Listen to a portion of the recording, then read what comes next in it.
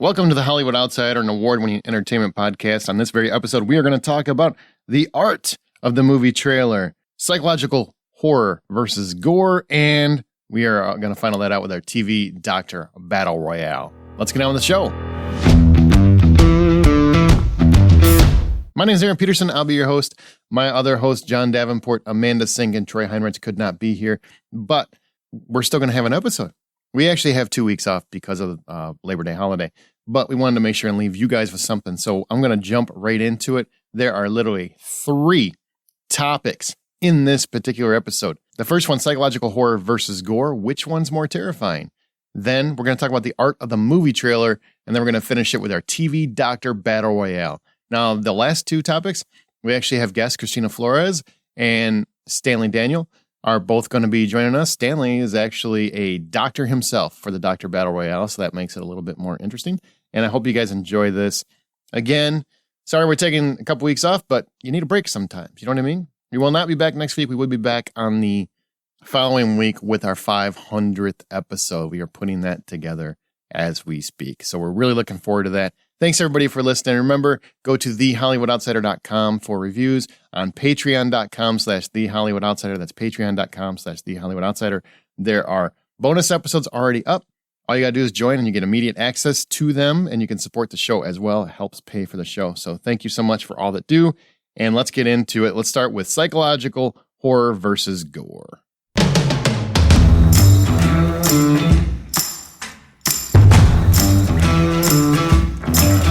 This idea spawned from Ken in Chicago on Twitter, so thanks, Ken. We're just giving you a little kudos there. Who asked us which is scarier, body horror or a psychological terror? Essentially, what terrifies you more, losing control of your body or your mind? So we're going to talk about that because that's a fascinating question in terms of what really scares you. So how do you define psychological terror, and what are like a thing or a couple things, not 16 things, that immediately come to mind to explain that for you? Psychological terror is something I feel like you see them more often in thrillers. That's where you have an individual or individuals who are trying to taunt somebody and mess with their mind. They're making them feel like somebody is there, and then something doesn't happen. And then they think they hear something here, and then nothing happens. This is just an example. And then when they're not expecting it, that's when something happens. And it's just kind of that buildup of tension of them messing with their mind or making them think that things are happening when they're really not. That's the kind of thing that I really get drawn into. And it creates a great deal of tension for me because I'm like, is it real? Is it really happening? Or are they just kind of imagining it? Have they gotten so paranoid that now we're just seeing their paranoia reflected on screen? Yeah, I like the way you kind of describe that. I would actually try to be a little bit more succinct with it by saying that psychological horror is that thing where you don't actually see the villain. You're actually just spending more time with your protagonist and and seeing how whatever is affecting the protagonist really take them down darker roads. I do enjoy the genre, and like when I think about movies that stand out in this genre for me, I think about like the first 20 minutes of When a Stranger Calls. Oh God, that's so good. Yeah, you don't see anything, and it's terrifying. Yeah. And the more recently, I think Hereditary did a really good job with it too. Well, like with the head? Where'd that head go? Rolled over there. She was asking for it. She really did. She was kind of begging for it. So you really think that Hereditary is very... Which part of that would you say is the most psychological? Well, the first 2 acts are primarily psychological. Yeah, they don't really show a whole lot, do they?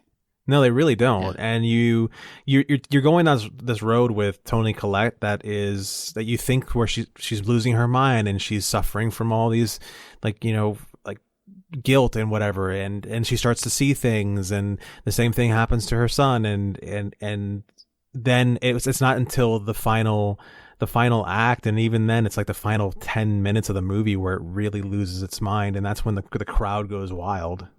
Yeah, I was actually having a conversation with somebody recently, and I was explaining how I felt one of my favorite movies is more of a psychological horror than it is just a horror movie. And the movie's Jaws, which obviously everybody's seen Jaws, right? And it's been talked about probably a lot this summer because it's, summer movie, summer blockbuster, Jaws pops up. But if you really, really think about it, psychological horror is something where it gets in your head, and that's the thing that scares you. And I can't think of a movie that scared me more psychologically than Jaws, because it made me fearful to even get in an ocean. To me, that's when I think psychological, I mean, it not only gets in the characters' heads, it gets in my head. It affects my level of comfortability. And Jaws doesn't really show a ton of gore. There isn't really a lot of actual things that you see until, midway through, really? Most of it is anticipation. It's what happens underneath the water. The scene where the guy swim into the boat and you see the jaws of Jaws, right? Opening up. When you see the jaws of Bruce opening up and then snatching him underwater, that is a horrifying thing to see. And it hits my brain. Even though I don't see the gore of it and I don't actually see much happening, that was psychological to me because I was terrified of water, literally just water, because of that movie. And I was terrified while watching the movie because of things I don't see. You don't even really see the shark until midway through the movie. And I was still scared like the whole time. So to me, that really is a psychological thriller or horror. I think of Silence of the Lambs is an easy one to throw out there because Hannibal Lecter, just his conversations are so unnerving and they get under your skin. They just really, really kind of ripple you in that respect. Candyman is one. Tony Todd just had his voice, for whatever reason, the way that he spoke, his cadence, all of that was really terrifying to me in a way. Like the movie, none of the gore stuff scared me at all. Bees a little bit, but that's a whole nother story. Like anything with bees scares me psychologically. But whenever his speaking and his cadence and everything else, that was just so unnerving to me. Very similar to Hellraiser, Pinhead. The gore never bothered me. Pinhead bothered me. The visual aesthetic, that got in my head. So, I think psychological can mean more than what most people apply it to. To me, it's very much, does it get in my head and scare me? Gore to me is more like I see it. It makes me, and we'll talk more about gore in a second, but psychological is, yes, it's in the characters. It's in their heads. I mean, Gone Girl is a perfect example of a psychological thriller. Like it's very horrifying because we've all dated somebody that crazy. So we all get it. And men and women, on both sides of the coin. And so, those kinds of things can get with you, but it stays with you. And that to me is also a psychological horror of sorts. Anything that stays with you. Yeah, I would add in Misery, Rosemary's Baby, even Hush. Oh, because those whacking the legs? Whacking the feet? Whenever they do something that it's the terror of reality in many ways. And it's not about what I think to your point where you're not actually watching anything physically happen, but you get to watch the reaction of your main character and the fear that they have that someone's watching them. Or someone is so obsessed with them and that increases their paranoia or their fear. And that escalation of emotions, the audience then begins to feel. So, I think to your other point, I think everybody defines psychological horror a little bit differently based on their own fears. Because it's what taps into your mind. Like you said, Jaws was psychologically terrifying for you, whereas maybe something else scares somebody and it literally terrifies them, like 8-legged freaks. Maybe that's a psychological terror for them. I don't know. I think it counts. I mean, there's different ways you can put it. You can think of it, I think. And if you think of like slasher movies, I'm a huge fan of Friday the 13th and any movie where kids get killed at a summer camp. Why? I don't know. I had a bad summer camp experience and it's really none of your business. We're not going to talk about that anymore. But I was happy with a lot of those dispatched victims. But what really, the movies never scare me in terms of the gore. I always find that just funny. But whenever they're running through the woods, that's a real thing. That can freak me out if it's done really well. Blair Witch has nothing gory in it whatsoever. And I know people, Blair Witch is so tame. Shut up. If you saw it when it came out, maybe you're one of those special ones that weren't bothered. But I was scared. I was freaked out in several parts of that movie. And there's nothing gory about it. It is all psychological because it really just messes with your head. John, you saw it in the theater, right? Did you see it? I think you saw it in the theater. Oh yeah, I definitely saw that one in the theater, and it was like I've never been so afraid of a pile of sticks in my life. Right, exactly. And a guy looking in the corner, and you're like, oh my God, he's looking in the corner. And, that just seems like such a ridiculous thing, but they did such a good build up to that moment that it pays off completely. Even the marketing, it's like, those people, it really happened to those people. They're doing press junkets and they're talking to people. No, it's real. Yeah, that part was weird because I did have friends that said, no, it's real. And I'm like, I literally saw an interview with them. They're fine. No, man. That was before the movie. I'm like, why would they be doing press for a movie that ain't out yet? That's weird. But... Right. One way or the other, they're doing press after they made it. One of my favorite scenes in film history is Reservoir Dogs, the whole torture scene. And that is gore, I would say, to, I guess, a very small degree. But none of the gore is what bothers me. It is completely just a person completely incapacitated, which is a personal fear. The fact that you have no control of your life, someone torturing him. And it's more about the dancing around the torture. Like, what's he going to do? What is he going to do to that guy? What is it going to be that he's going to do to this guy? What pain is he going to inflict? That whole leading up to it is very psychological to me. Like that is what freaks me out. Cutting the ear off, that's just a cool movie thing to a cool song.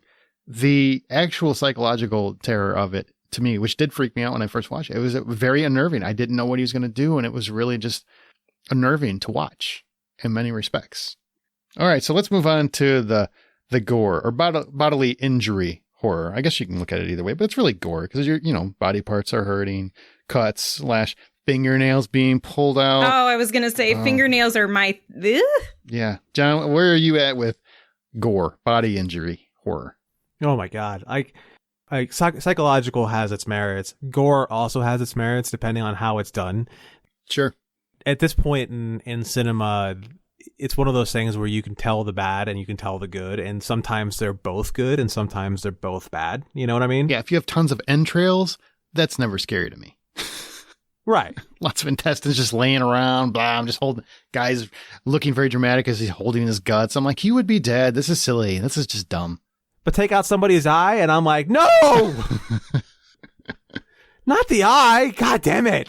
Pluck it out with chopsticks.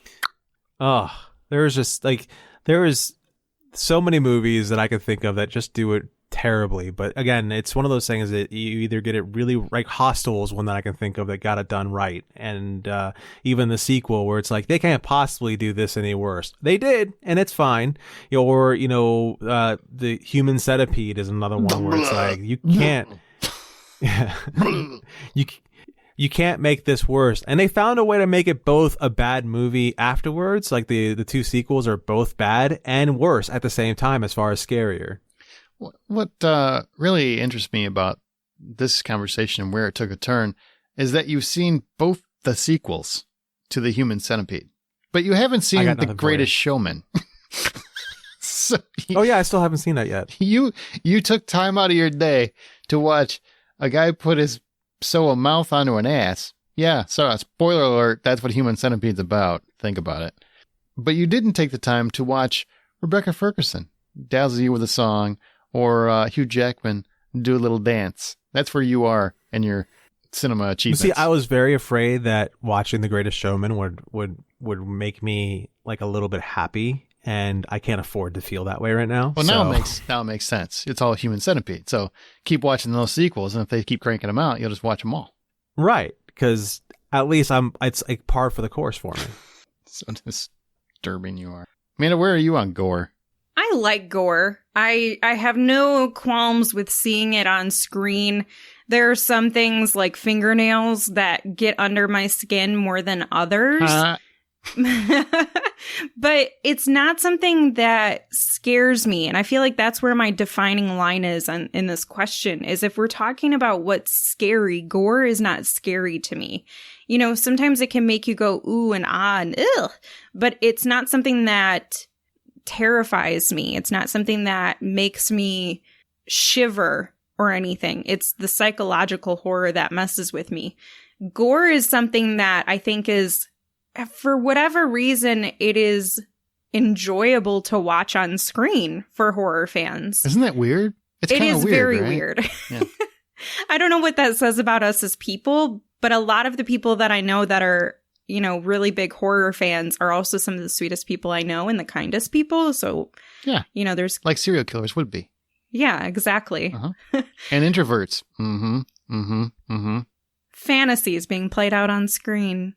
That's so you don't do it. Exactly. That's Jenny from The Office. That's what it's out of my system. I don't have to think about it anymore. Yay, I gotta listen to some true crime so I at least know how to do it correctly. But it's one of those things where people who don't like horror movies, I feel like they get more creeped out by the gore for whatever reason. You know, if they're not really somebody who watches it, they can handle the psychological portion of it better than they can handle the gore. And I don't know why that is scarier to them. I don't know why gore in general is scary at all.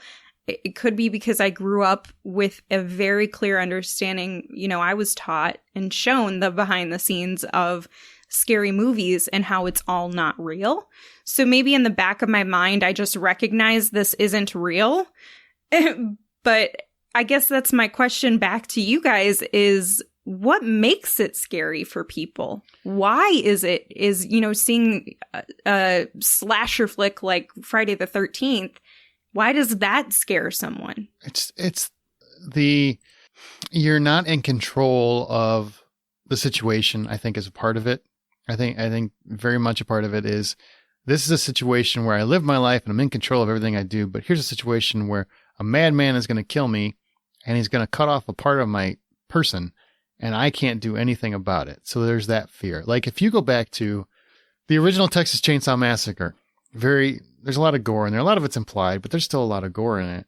And that is one where it terrified me because it was so realistic. It was so visceral. And it really felt like I'm not going to escape this, you know, in your mind. And the horror, every time you saw somebody get killed, it really felt like, oh my God, this could happen to me. And then you're walking around and you're like, So just the idea of a killer on the loose and you have no control over the situation, and then seeing what they do to the people that they're attacking, I think that sits with a lot of people. I mean, there's definitely horror movies that have worked that magic with me in terms of the terror of it all.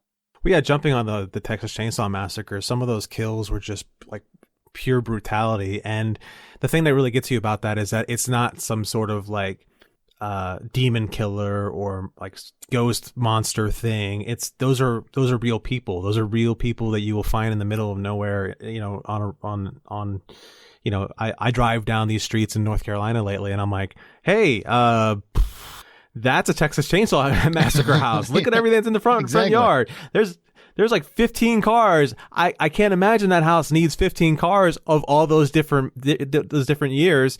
And then the way some of those deaths happen, like especially in the remake, I don't know why it hit me harder in the remake than in the original, but that first kill where he, you know, Leatherface slides that door open, brains a dude, and he's just on the ground and his whole body is convulsing from the head trauma. Yeah. You know, that, like, I imagine that's exactly what it would be like with that much head trauma from a friggin' sledgehammer. It wouldn't be like, boom, your body's still, you can, there's got to be something firing in what's left of his brain to be doing all that. And it's got to be excruciating. And it's just, ugh. Yeah, there's a movie I love, and I think I've mentioned it once or twice before, but not often because it makes me embarrassed to admit it. But it's a movie called Relentless. It stars Judd Nelson, where he's a serial killer, and whenever he kills somebody, and yes, I said Judd Nelson, goddammit, and he's very good in that one particular role. But the way that he kills people is that he basically finds them wherever they are, he puts the weapon in their hand and then he makes them do it to themselves. And so you basically watch the knife go in, you watch them choke themselves. It's very visceral in that way. And for whatever reason, that one always kind of got me. That was terrifying to me because you're watching a killer inflict pain to your own person without your control. It's a lot of it to me is like the lack of self-control and the damage that the weapons and the person are doing to your body. And that's just one example where it really got to me. And that wasn't so much psychological because the knife is going in the woman's chest. And I'm like, oh my God, if somebody came up behind me, they could make me do that. Oh my God, that's terrifying. It just gets in your head. I think there is an element of psychological horror though, because it's somebody who's removing your ability to choose, your ability to actually decide what's going to happen. And they've taken that control from you in a much different way than if they were to just come up to you and stab you. Because you're sitting there in that individual's shoes as a viewer. You're sitting in that person's shoes, the innocent person, and you're having to watch them make that choice. And so you can feel that terror that they must be thinking and feeling, and how much fear they must have and what they have to go through to get to the point where they do what this killer is asking of you. Killer by association or whatever. Yeah. And to jump off that, another part of it, another piece of it, kind of connecting the tissue on that is that we're all very familiar with our own bodies, right? Like a lot of movies or television, when you're watching them, it's all fantasy. You're not a really cool cop. You're not a really great doctor. You're not a really cool lawyer. But whenever you see pain inflicted on a person, pulling a fingernail, we've all done that, or we've almost done it, or we thought about doing it, and what it would feel like. Somebody stubs a toe in a movie, that can really create a visceral reaction because we all know exactly what that feels like. A lot of it is we have fingers and toes and eyeballs and ears and noses and hearts. Yeah. Everything else that can, and we know that would hurt. That would really hurt. So if we see it on screen, oftentimes it can correlate in our brain and be like, if that would really hurt if that was me. It really hurt to lose an eyeball. I think that would be very painful. So I can envision the loss of that eye.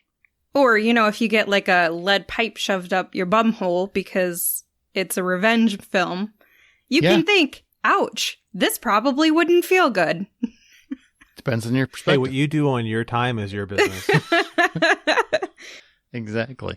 It's kind of interesting when you think about it, because there's a lot of things that I think when you think bodily injury and gore, like a lot of gore, subtle gore gets me way more than anything. Like I was talking about entrails where somebody's just holding their guts. That never does anything. I'm just like, it's so ridiculous. If you're watching Friday the 13th and you get a crazy kill, that's more just fun to watch than it is. For whatever reason, don't judge me. It's just more fun to watch than anything else. But then there are other ones where it's just very, I don't know, just gets under your skin. I don't know. You watch Friday the 13th. Friday the 13th Part 2 is the only one that really, really gets under my skin. And it's just more because of how it's shot. But a lot of the kills are more intense, I think, because of just a lot of the kills just feel more personal in nature. So when there is something gory, it feels like that could be me. I could be in that situation. There's one where he kills a guy in a wheelchair. It's really kind of a sad scene. And the same token, the gore really impacted the whole shot. A lot of times that can really impact a shot. If you do it right. If you overdo it, makes the movie look cheesy. Sleepaway Camp. Just saying. All right. So we covered psychological, we covered gore. So that's the question. What's scarier for you? I think we kind of talked about it a little bit, but you got to pick one. What scares you more and why? For me, for sure, psychological. The gory horror is more just like usually I think you put it nicely, where it's fun. You like, hoorah, the crazier the gore, the kill, you're just like, whoa, that's creative and that's crazy and that's fun. Yeah, Miles Teller should be in more horror movies. Yeah, psychological actually scares me, and that's where my line is. Gore does not scare me. Psychological actually affects me, and so it's got to be the winner. I'm gonna have to agree that psychological will scare me more. However, gore is a lot more fun to see in the theater. Okay. Well, Yeah. that makes sense, but which is scarier though? Like you're saying psychological. Which is scary or psychological, of course. So you mentioned Gone Girl, and I remember after I saw Gone Girl, I didn't sleep well for like a month and a half, 2 months, because I was like, I was having flashbacks. Who am I living with? Yeah. It's more like you So, start reflecting on your past, right? And you're like, oh, they could come back. Yeah. They can always come back. I'm telling you. I thought that movie was a documentary for a while. Yeah. I'm just like, are we sure? Are we sure this is fiction? Ben Affleck might be in a documentary. I don't know. Same way. I mean, it usually psychological will get me more, but on the same token, man, I don't get. Here's what I would say. I think when I was younger, up until probably like my mid-20s, psychological really got me way more than anything else. But as I've gotten older, anything that's a real painful death or infliction of pain, you pull a fingernail off of anybody, I can't look at it. I legitimately can't look at it. I can't watch a bee sting. Like when somebody gets stung a lot with bees because I'm phobic of bees.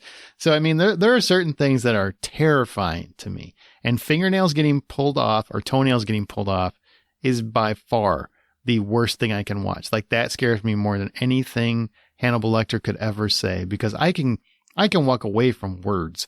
I can't walk away from somebody pulling my fingernails off. Well, you could, but it would hurt even more.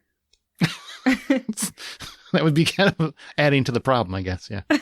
to help with that, like, we're of a certain age. When you trip over a branch, that's going to affect you for a while. Yeah. And all you're thinking about is like, wow, that bodily injury that's happening to that poor person is going to be the rest of their life. They're going to be feeling that. I've been that poor person. Yeah, I get it. Yeah.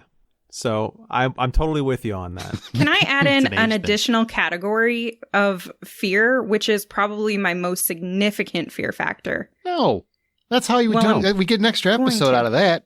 We milk it, but you can mention it, but you're not I'll going to mention it. Okay. Supernatural, especially as I've gotten older, things with ghosts Oh, or, my God. creepy things like that. For whatever reason, they legitimately terrify me. It is so hard for me to sit through something when it's supernaturally. And it's weird because I'm very agnostic. It's not like I, pray to a higher power or, genuinely believe in ghosts. I think the possibilities for anything exist. But you would think that I would have that deep fear if I truly believed in it and that Satan was sending ghosts back to Earth to terrorize people as demons. But that's not where I'm at. It's just for whatever reason, man, if I see a ghost and they creep up behind somebody, I might pee my pants. See, I am so not scared of anything ghost related. For whatever reason, The Conjuring got me a couple times. So, I mean, there's some good jump scares and stuff like that. But my God, I don't believe in ghosts. So I just don't get scared in ghost movies. And if I had a ghost, I'd probably just walk around naked just to make him leave. I mean, there's nothing really about ghosts that do anything for me. Nothing. So, but that would maybe fall under psychological, because I think you got to be crazy to believe in ghosts. Ha! That's rude. I'm just kidding. You don't have to be crazy, but I just don't. I don't. So psychological seems like the win. Although I do think I'm probably more affected by gore nowadays, just because of the fingernails thing. It's really a problem. If I see it, man, it really ruins my day. I will actually cut my fingernails. I always cut my fingernails. Like after I see a scene like that, I will go cut them because I'm just like, nah. No, that's going to have to go. I don't want it ripped off on accident. There's only so many times you can watch America's Funniest Home Video to see some poor dad get hit in the nards for you to be like, okay, that's enough of that. Exactly. This is not funny anymore because I know it's me.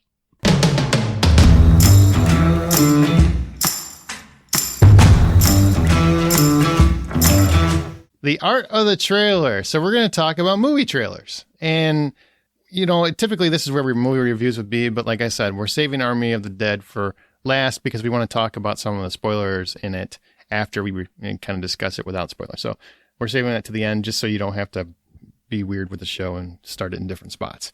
Movie trailers. Chrissy kind of talked about it a little bit. in terms of why you picked this topic. So what's your stance on trailers in general? Are you a fan of movie trailers? Do you like them, love them, loathe them? Where are you? I'm in the middle. So I like the trailer teasers, but do try to stay away from the full-length trailers because I've had too many movies spoiled when they make them, like 2.5 to 3.5 minutes long. 2.5 usually, yep. At that point, I feel like you're giving too much away. So keep it to that minute and a half. That's the sweet spot. And those are the ones that I'm more inclined to look forward to. I'm kind of on board with that. I love the experience of movie trailers or teasers, but if you're going to do a full-length trailer, it's gotten progressively worse, I feel like, over the last, handful of years, where it's not so much trying to engage you with, getting you excited or getting you interested. It's them showing way too many cool moments that when they come up, you're like, oh, this is the scene from the trailer. And I can recall it, and you recognize the moment, and they give you the whole moment. They don't shy away from it. And we'll talk about what makes them really great and really bad, but I think when they do it right, then I absolutely love them. I look forward to them sitting in a movie theater ahead of the movie I'm intending to watch. Like Christina said earlier, you kind of start making a checklist of what you like and what you're looking forward to. And I've gotten to the point where if a movie trailer ruins something that I feel like would be really great to see in the movie, like a moment, then I'm less inclined to watch your movie at all, even if I was previously interested. I love movie trailers. That used to be my favorite part of the movie until they made them 45 minutes before the movie started. And then that kind of sucked because now you got people rolling in late and everything else, and it's distracting. And it's like, well, I got plenty of time to pee. Well, I don't want to have plenty of time to pee. I want the movie to start. Unfortunately, I think there's too many of them. But I do love trailers. The thing I don't love right now, and what's been the factor for years, I think, is what you guys already talked about, which is too much information in the movie trailer, spoiling the big moments, telling you the ending a couple times. I've seen the actual endings in movie trailers, and I'm like, you see the movie and you're like, what the hell? Because the whole movie, you're going to see that scene, and then it's at the end. Oh, you sons of bitches. But it's this thing where you see a movie and it's the same freaking trailer as every movie. So I'm seeing roughly the same 10 movies over and over and over and over and over, and the movie trailers. And that's annoying to me. I would love it if I saw a bunch of other stuff, but you never see independent movie trailers.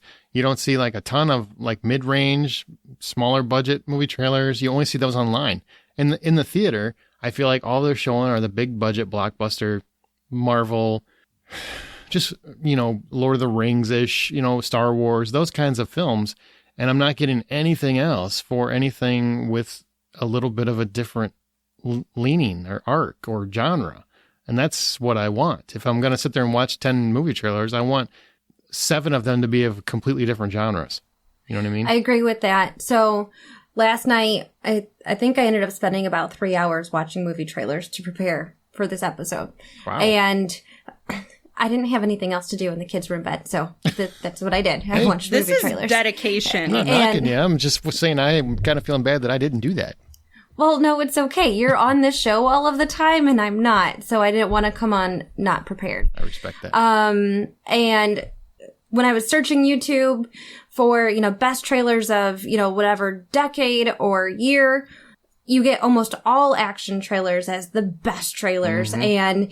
And it's the same genre, it's the same style, and you're right. You're not seeing those indie trailers. And I really appreciate the indie trailers when I'm on the streaming services, because I'll read a synopsis. I'm like, oh, that sounds really cool. And I'll watch a trailer, and that'll either say, yes, I'm going to click play, or no, I'm not.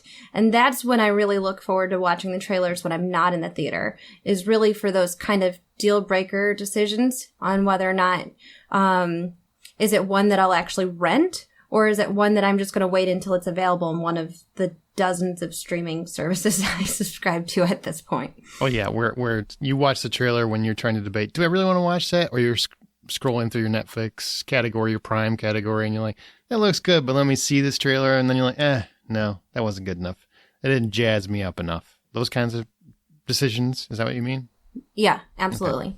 Or in a theater, obviously. I'm just speaking that there's a lot of movies on streaming now as well. The other times that I watch trailers when I'm not in the theater is if someone makes a movie recommendation that isn't on my, like, circle of trust, people who know me. Somebody's throwing a dart. Nah, Christy, I swear you're going to love it. Oh, how do you know that? Just by looking at you, I can tell. So, there's times when I'll listen to the podcast or, coworkers or people talking about movies online that, Amanda, you were actually talking about this on last week's episode, where, you'll have people that'll post and you're like, there's no way I'd even like that movie, but now I need to check it out to see if I should actually watch it.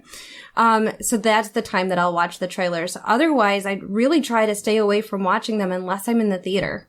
I kind of miss VHS tapes though, because you were kind of stuck watching them unless you wanted to hit rewind or fast forward and watch it.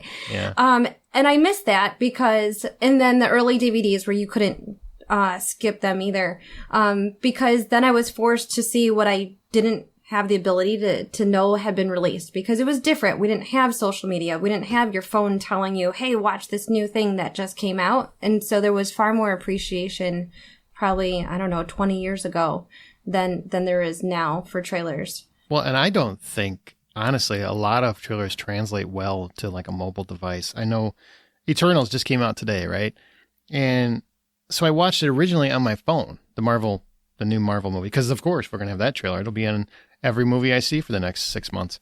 But when I looked at it on my phone, I was not I'm still not really that impressed, but it's much better on a TV, a big TV / movie screen than it is on a mobile device. Like on a mobile device, it just didn't look like anything special at all.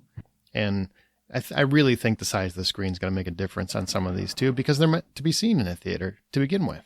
So interesting you bring up Eternals, because we had some comments on our thread about, you don't need trailers for blockbuster franchises and all of that. But for like the Marvel spinoffs, for sure, I want a trailer because I don't want to invest a lot of my life in, the best way to make an equivalent is for a bunch of side quests.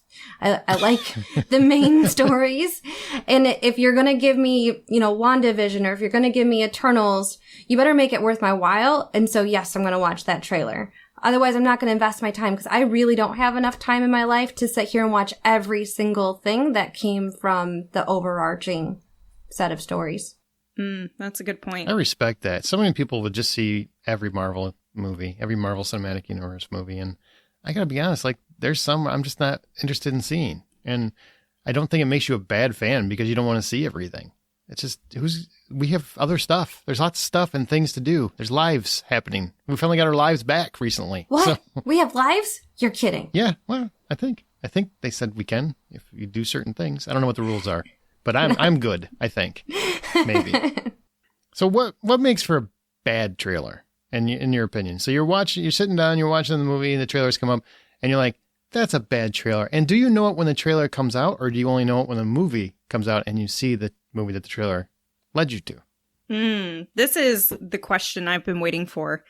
I know for the most part when a trailer is bad because and that's not always the case, but usually if I get done with the trailer and I'm like, okay, that was something that I didn't want to see.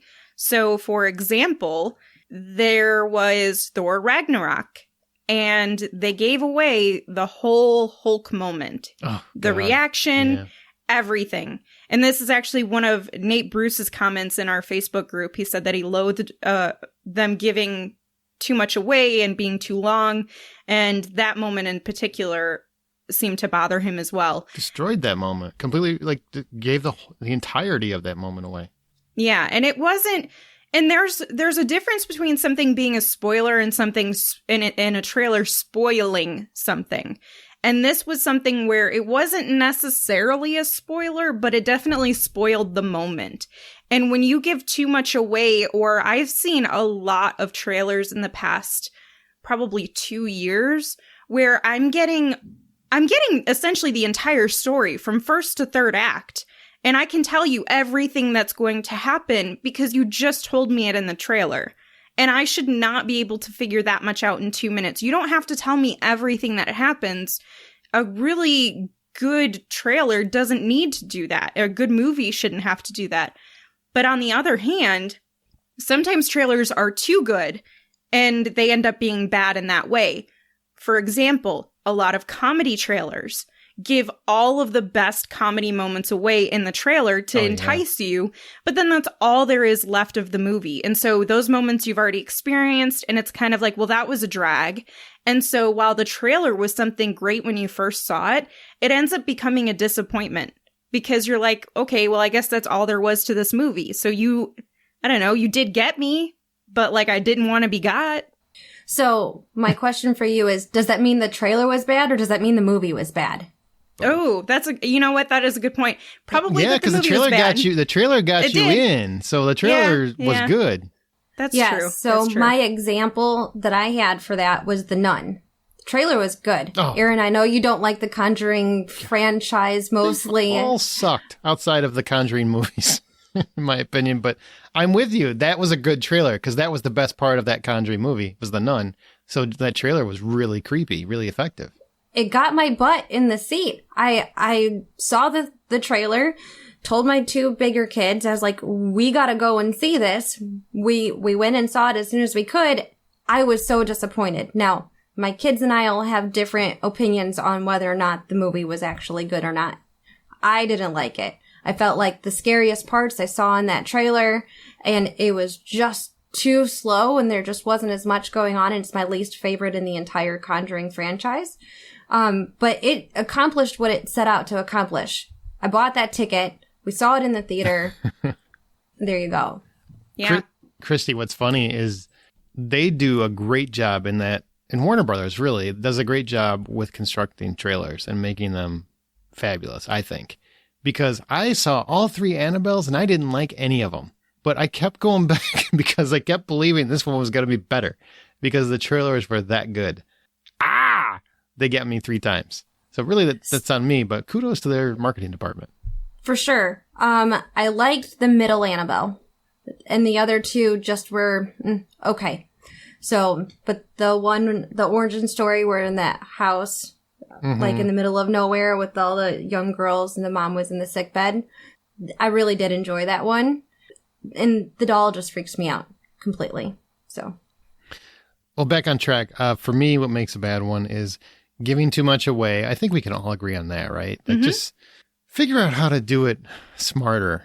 I mean, there's one that I always kind of reference. And I mean, well, it really goes to being a great one, but I'm going to just talk about it here because this is kind of how you make a trailer without giving everything away. As if you guys ever see the trailer for Cloverfield? Yeah. Okay. Well, the movie I'm not a fan of. I don't really like the movie. It's fine. Like I don't dislike it. It's fine. But the trailer doesn't show you the monster at any point. It just gives you the illusion of there being a monster and everything that is going on. And even does this like Escape from New York total homage where the Statue of Liberty head rolls down the street. It's a fantastic trailer. And I know we're talking about bad ones, but I'm just trying to show you can do it where you don't give away the best moments because the monster is the best moments of those, best moment of those movies, that movie. But the trailer doesn't give any of that away. You have no idea what that thing looks like and you still want to see it. It got my ass in a seat where I feel like too often studios think if they tell you everything and give you the sexiest moments that are available, that's what's going to get you in a seat. And that isn't always what works for me. I actually want to show up and get more than what I bargained for, not exactly what I bargained for. You know what I've found to be my favorite type of trailer is the ones that typically make very little sense. Like I'm not really extracting a lot of story points from it, but I see moments that look cool. There's a cool shot here, or there's a funny line here, and there's just this snippet with a great soundtrack and or music or score or something. And the compilation is less about the story. I mean, you have an idea of it, but all you need is the base. And then they just cut together different moments that look cool, especially for an action trailer. I don't need to see all of this stuff. I mean, Fast and Furious is a great one. Sometimes they go too far, but when they just cut all of those fast moments where the car's doing this and then they're doing that and then they're shooting at this, you have no idea what the context is of those moments, which is exactly what I want. I don't want to know why they're doing what they're doing, what the motive or intent is, or the outcome. I just want to see the initial happening that gets me excited. And same with horror movies. You brought up The Nun, and I think that was, if I can recall the trailer right, that was one where it shook everybody in the theater when she popped up. Yeah, she because it was super creepy. Yeah. But you had no real context about what was happening, and every time it kept popping up, you'd get freaked out by it. And that was what was exciting about it. So there's definitely a way to build tension and thrill and scare in your audiences without telling them what's going to happen. And that's the biggest thing that some of these marketing developers, I don't know if that's the right title for whoever's creating these trailers, but that they're missing. And they're just going to, let's just, I don't know, this is a really good 30-second scene. We'll just throw the whole scene in here? What? No. So last night, I was looking at trailers for movies that I absolutely loved to see if I still would like the trailer and if it spoiled everything. And one of the movies that stood out, and I don't even remember now if I saw the trailer before I watched the movie. I don't think I did, which I'm glad because it would have ruined it for me. But it was The Departed. I love that movie so much. I can't even tell you how many times I've seen it. But when I watched the trailer last night, I would put this in the bad trailer category because going back and watching it after watching the movie, I was like, wow, I almost got every memorable moment, even though I couldn't necessarily maybe put every single detail together why it was like impactful. But, well, I hope everyone's seen it at this point, but it even shows Martin Sheen's body falling off the building. And I remember the first time I watched that movie, I was like, holy crap, I can't believe that happened. And had I seen the trailer, I don't know if I would have been as blown away by that experience as I was the first time I watched it. I don't think I'd love that movie as much as I do today. That's interesting. Yeah. I mean, that's what I think sometimes studios miss. You know, I'm a big proponent of surprises. If you have a surprise in a movie, the movie doesn't work unless it would work no matter if you were surprised or not, right? I'm a big fan of that argument. So if you have a big reveal and the reveal is still dumb, it's not going to matter because the movie's still going to suck. But if it's a big surprise, plus it works in the context of the movie, it's going to work on rewatches and whatnot. On the same token, I really feel strongly that in terms of a surprise, if you do get that big surprise, the muscle memory will stay with you. So if it's genuinely not spoiled for you the first time you watch the movie and you get that surprise, like every time you watch it, you'll still get a tinge of that excitement because of that muscle memory the first time you saw it. It reminds you of the first time you saw it. You know what I mean? Yeah. So that's why I find it very important to just keep those big surprises at bay. And there's no reason to ruin your frickin' movie by showing all your cards. You know, you can't play poker if you show your hand. You just can't win. You know what I mean? It's the same concept. Yeah, that's a cool analogy. I'm going to write that down. All right. Okay, now we know. You could still win if you were dealt 4 aces. I'm just saying. All right. Somebody's always got to ruin everything. So now we know what ruins a trailer and an analogy. What makes for a great one? What makes for a great trailer? Well, I think we've talked a lot about it so far. Mm-hmm. But I think you need to establish the atmosphere of the movie. So if you have a unique cinematic style for the movie, capture that in the trailer. As long as you don't think it's going to be a turnoff. If it's too unique, people might not want to. But now I watched too many. But I saw a few last night where the films were just a bit different with how they shot it, like Rock and Rolla. Oh, yeah. And if you have the trailer that aligns with the style of how they're filming it, it makes sense. It helps you set the expectation of what you're going to be watching when you go see it in the theater. I do like it when they establish who the main character of the movie is and slightly what their plight is about. So, the first one that comes to mind for me is The Wolf of Wall Street. So I knew nothing about the story or who this man was or all the controversy around him. Mm-hmm. And when I watched that trailer the first time, I knew I wanted to watch it. I knew I couldn't watch it with my children, but I knew that I wanted to watch it. And, you know, it had a good soundtrack, which was my next point, and it established who this character is. And it was like Amanda said, it was a montage of a whole bunch of different scenes from the movie, but you didn't really make sense of what the heck was going on. Just that you knew you wanted to see what all the madness was about. And then I'm a pretty emotional person. So, when like I watched the trailer for A Dog's Journey, I never did end up getting back to go watch it just because I had too many other movies I wanted to see that year. But I cried. I remember crying, and it was that memorable, to stick with me that I would still say that they pulled it off well. I like what you were talking about, basically like creating a mood. That's an interesting way, because I remember Pulp Fiction's original trailer had Majaloo, however you say that.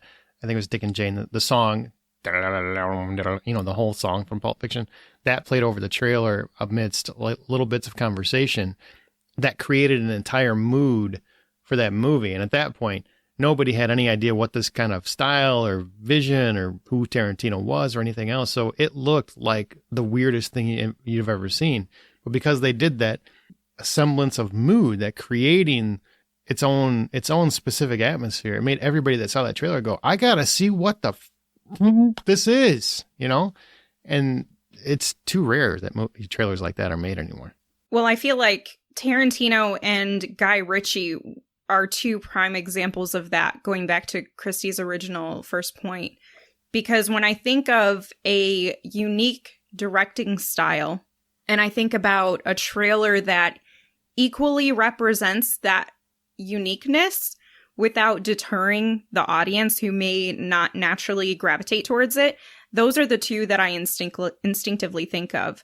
Guy Ritchie has his is a little bit different than Tarantino, where Tarantino focuses a lot on the script and the screenplay, and Guy Ritchie focuses a lot about what you see on the screen. But I get that from both of their trailers, and then I get that during the movie.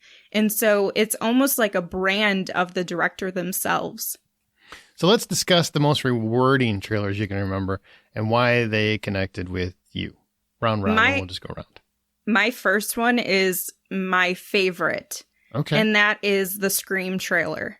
It's become iconic, and that initial moment that you see in the trailer of Drew Barrymore answering the phone and he asks, what's your favorite scary movie? I mean, that just set the stage for the entire film, for the entire franchise. And it's still the scene in the movie, one of them, but it's definitely one of the most impactful in the film still somehow. Because you don't have all of the context, but you have the underlying creep factor built into it. I remember the trailer. I haven't seen the movie. I'm sorry, what? What? I remember the trailer, but I haven't seen the movie. There you go. Christy. Well, that's just disappointing. That's on your list. I was a very busy teenager. Do you have eight hours that are free? Because we got time. We'll sit down and we'll watch all 4 Screams with you before the 5th one comes out, so you're ready to go. Oh my God, I absolutely will. Okay. And I also owe Amanda, Fast 4 and Beyond. So. Yes. Yeah. Scream is the first one. I want to know if anybody saw Phantom Menace, the trailer when it first came out. That's one that I would throw on my list, because it's very much, I remember when it came out and we hadn't had Star Wars in many a decade. This was the resurgence of Star Wars. And even though the movie definitely did not live up to the hype of the trailer for me personally, and I think for many, the trailer itself brought back every single ounce of nostalgia and goodwill and just love for the property that I think was available. Like, it's probably one of my favorite Star Wars memories, and it wasn't even one of the Star Wars movies. It was just a trailer. It was just seeing that in a theater with my friends and family and stuff, and just seeing everybody just lose it in a theater because holy shit, we're getting another Star Wars movie. We hadn't seen it, and Darth Maul looks so badass, and he's like, why does he look like a checkerboard? Who cares? It's badass. Why has he got horns? Who cares? It's badass. Why is there so much mist and fog? And is that Jar Jar? We don't know who that is yet, but we know we're going to hate him later. Don't judge him. Yeah. It's one of the best trailers, I think, of all time. I know it's one of the most, at the time, it was like the most viewed of all time. But it's just one of those that even though the movie does not live up to that hype, I'll always be grateful for the memory that it gave me, because it really brought back my love for Star Wars, which had died by that point. Like I was just over Star Wars, had no interest. So that's one that I would say really stands out for me. Christy? One of them that stands out to me, that was more recent, was Alita Battle Angel.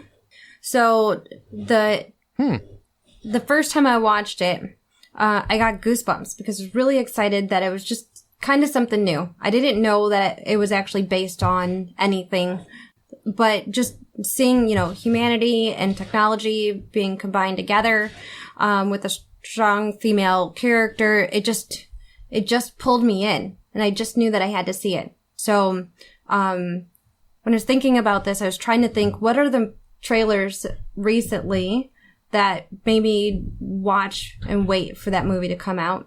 And that was one of the top on my list. That's good. That's a really good movie, too. I mean, I don't think it gets much love these days, but it was one where I wanted a sequel for it. I really wish they would have made a sequel. I was really disappointed when they didn't make one. Me too. I really enjoyed it.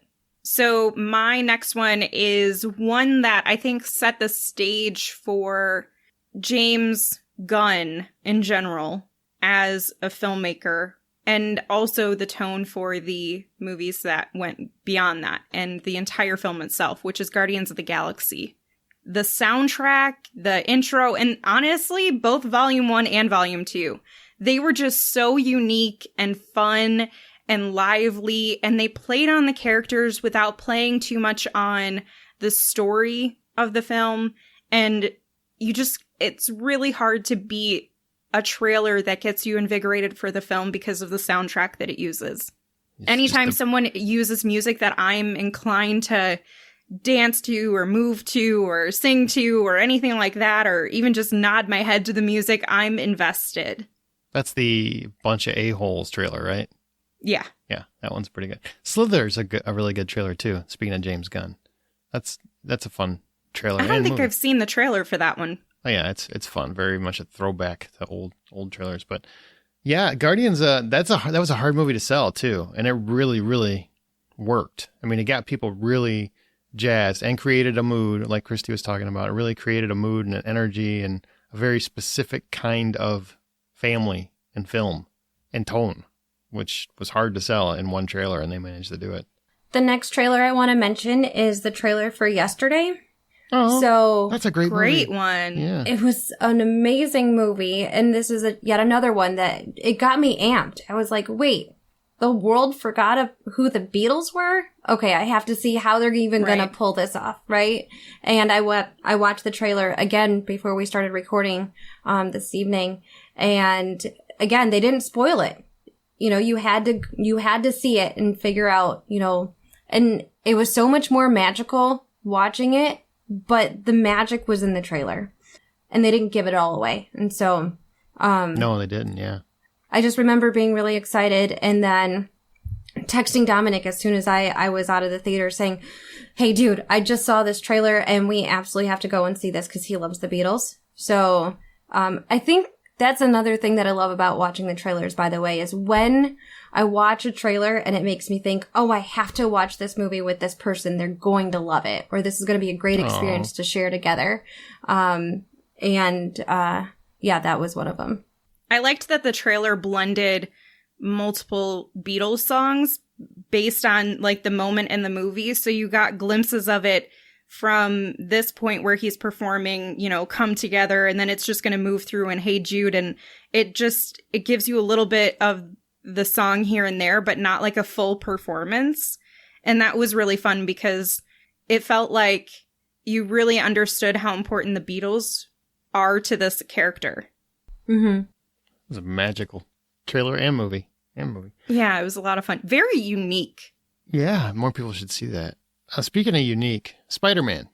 Oh, I'm just kidding. There's like 14 of Which them. one? Well, Pre-Uncle Ben or post-Uncle Ben? this one required Uncle Ben because he's a very important part of Spider-Man's story, unlike the Marvel Cinematic Universe, which forgets that he exists. It's a whole thing we don't need to get into. But there was the original teaser trailer was pulled because, I'll explain why in a second. But the original one, this teaser trailer, it had this slick bank robbery that happens, and then they escape in a helicopter. But then all of a sudden the helicopter is snagged by webbing, pulled back, and then you see that the helicopter is now stuck in this huge spider web between the Twin Towers, the World Trade Center. So, and then the camera just pulls back, and then you cut to Spider-Man zipping around New York. And, you really have to understand, like, as a lifelong Spider-Man fan, I had never seen this before. I had never seen Spider-Man zipping through the city live. I mean, I've seen the cartoon, I've seen comics. I grew up reading the comics. And Nicholas Hammond in the 70s, which all he did was walk, horizontal, and they just turned the camera vertical. But I'd never seen an actual shot of where it looked like Spider-Man was zipping around the city. And here it was in this frickin' teaser trailer.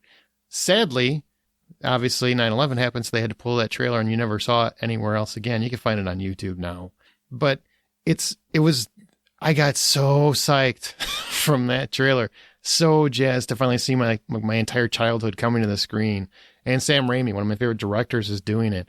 And then, wow, they got this freaking helicopter in the web, and kept waiting for that scene to be in the movie, which I believe was originally supposed to be in the movie, but obviously for obvious reasons that didn't happen. But it's a great teaser trailer. You can go find it on YouTube. Seriously, it's just great, especially for the time, to get you psyched to see Spider-Man for the first time ever. Can I mention how annoyed I get when a trailer has a moment that the film doesn't, especially if it's like a funny or really cool moment? Oh, yeah. And then the movie happens and I'm like, wait a second. Half the reason I even came to see this is not even in here. Like, they just didn't include it. It got, pulled onto the scrap floor. And the studio heads don't care because they're back there like Scrooge McDuck, just counting your money like, got it. Got it. That's part of why, one of many reasons why I wouldn't watch any of the trailers for any of the Avengers movies. When didn't I win Endgame from you?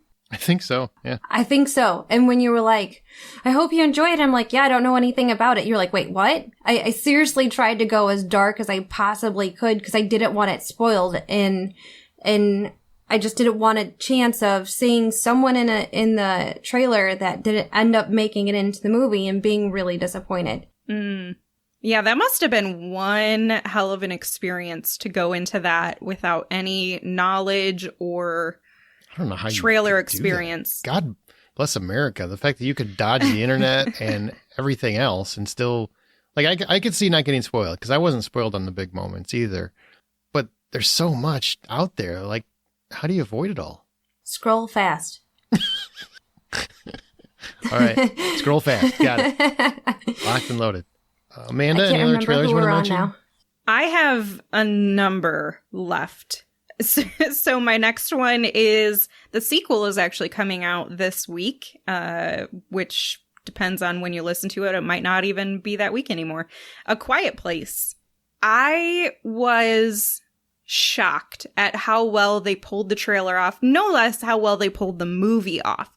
But watching that trailer in theaters, and they build that tension of silence when you're watching it, and then, somebody steps on a leaf or something, and then the trailer kind of moves to the next moment where it's like tension, and now there's like faster paced music, and they're running and things like that. And I just thought, man, this is going to be brilliant. Like, this is going to be a really smart movie if they pull it off.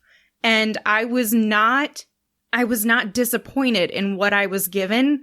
I somehow, even though I was incredibly impressed by what I saw in the trailer, was more impressed by the film itself, which is really, really rare where I'm impressed by one and still the movie surpasses that. So A Quiet Place has a special place in my heart. I I don't think I saw this trailer in the theater. I think I saw it at home. And I'm pretty sure one of the deaf and hard of hearing support groups that I'm in on Facebook is where I found out about the movie. And you should have seen those community groups just explode. Oh my goodness, there's a girl signing in a movie, and it's a blockbuster movie. Additionally, it was during the time that we were going through the first cochlear implant process for my son. So he was stoked about it. I was like, Edmund, you gotta watch this. Look, there's a movie, there's a little girl, she's signing, look, she's just like you. And so during one of our visits to Chicago, where we had to go see the doctor right before a surgery, the movie was released. And so we went to one of the fancier AMCs with a recliner chair, had dinner, you know, the snacks all brought to us in our seats. He just was blown away by this experience. He'd never had one like that before. And so the trailer brought all of that special moment that will always be in our memories, all to be able to happen. That's a really cool memory that you have attached to it.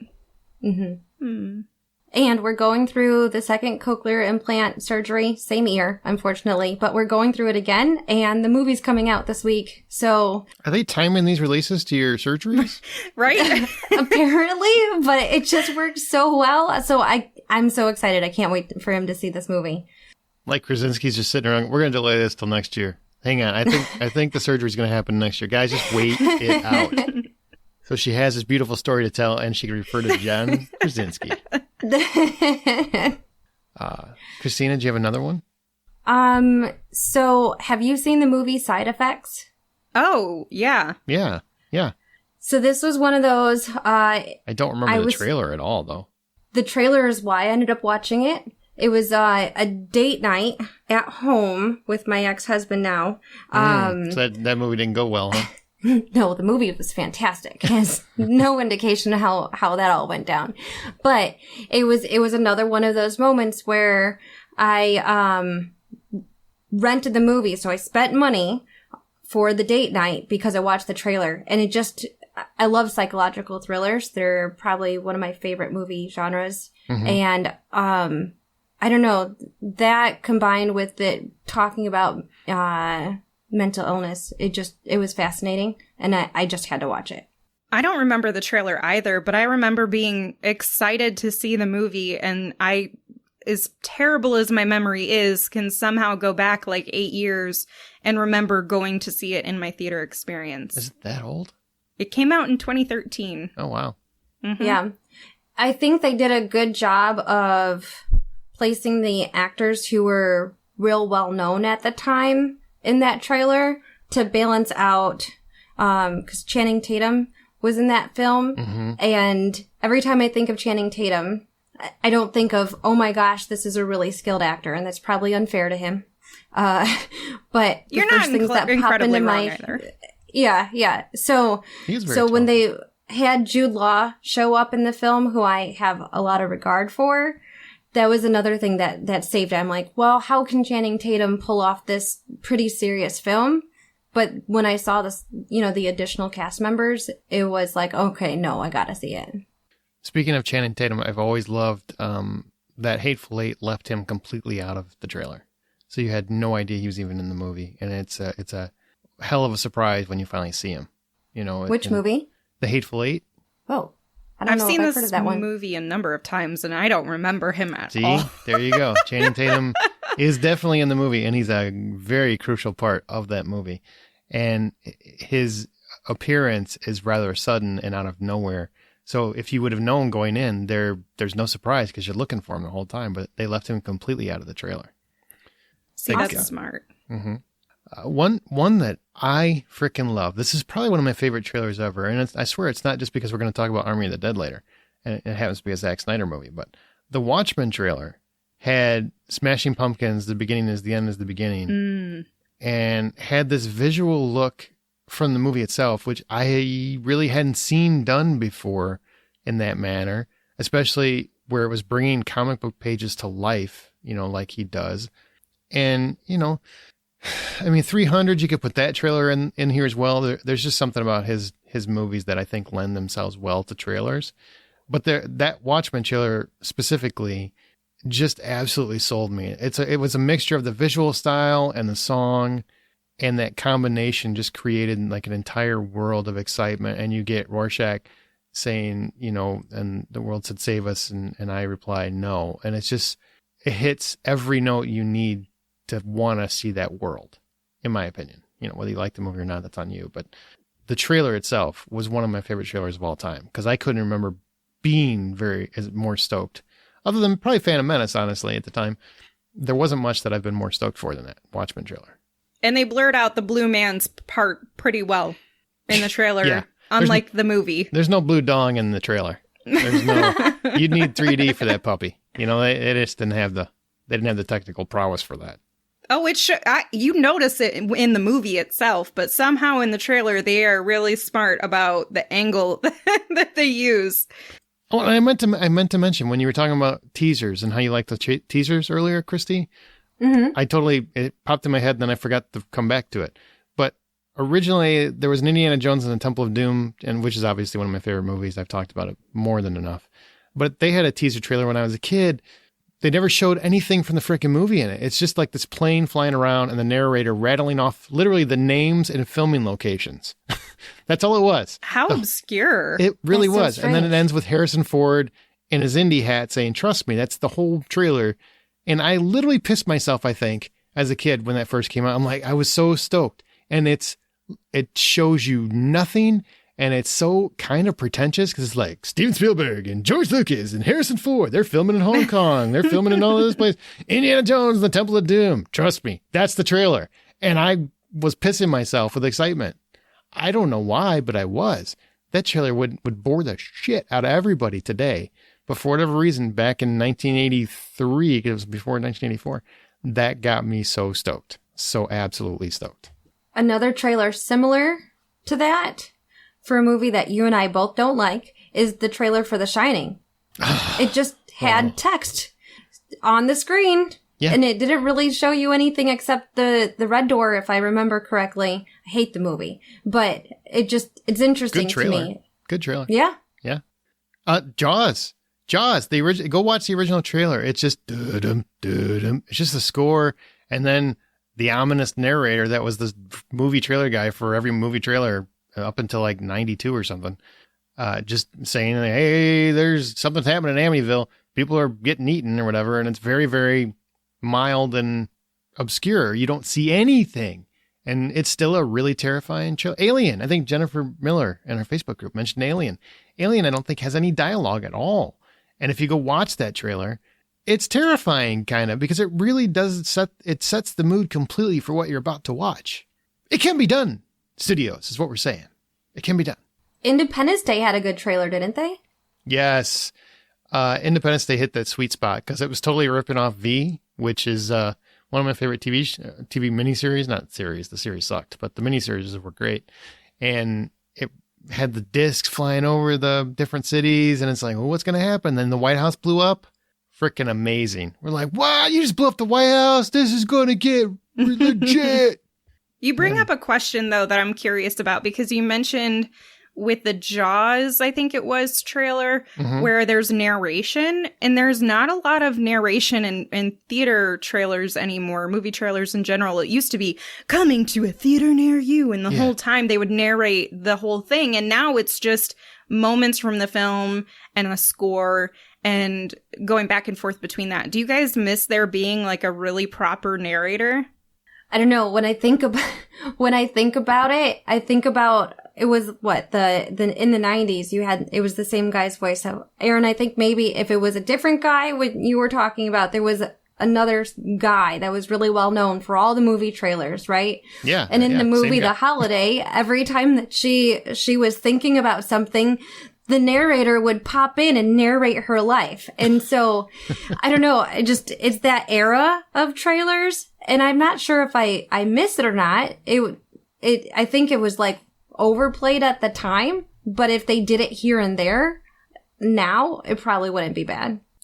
I feel like I thought it was probably cheesy at the time. And if you go back and watch them now, I'm sure they're going to come across pretty cheesy.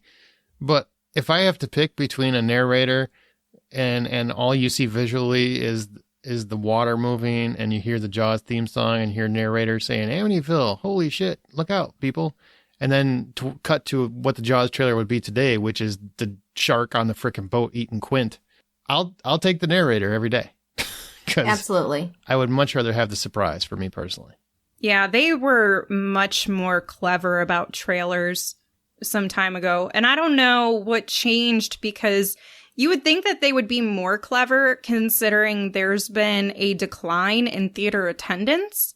So you'd think that they would try to do different things to get them enticed and bringing them in. Well, I think they are by giving more of the movie away. Like they feel like that's what they got to do to bring people in. I don't think they're right, but I think that's what they I was think. going to say, but if you listen to audiences, they get frustrated with that. And even people who show up in the middle of the trailers, they're obviously not invested in the trailers that are happening before their prime movie anyway. So it just feels like they're doing it with no real justification anymore.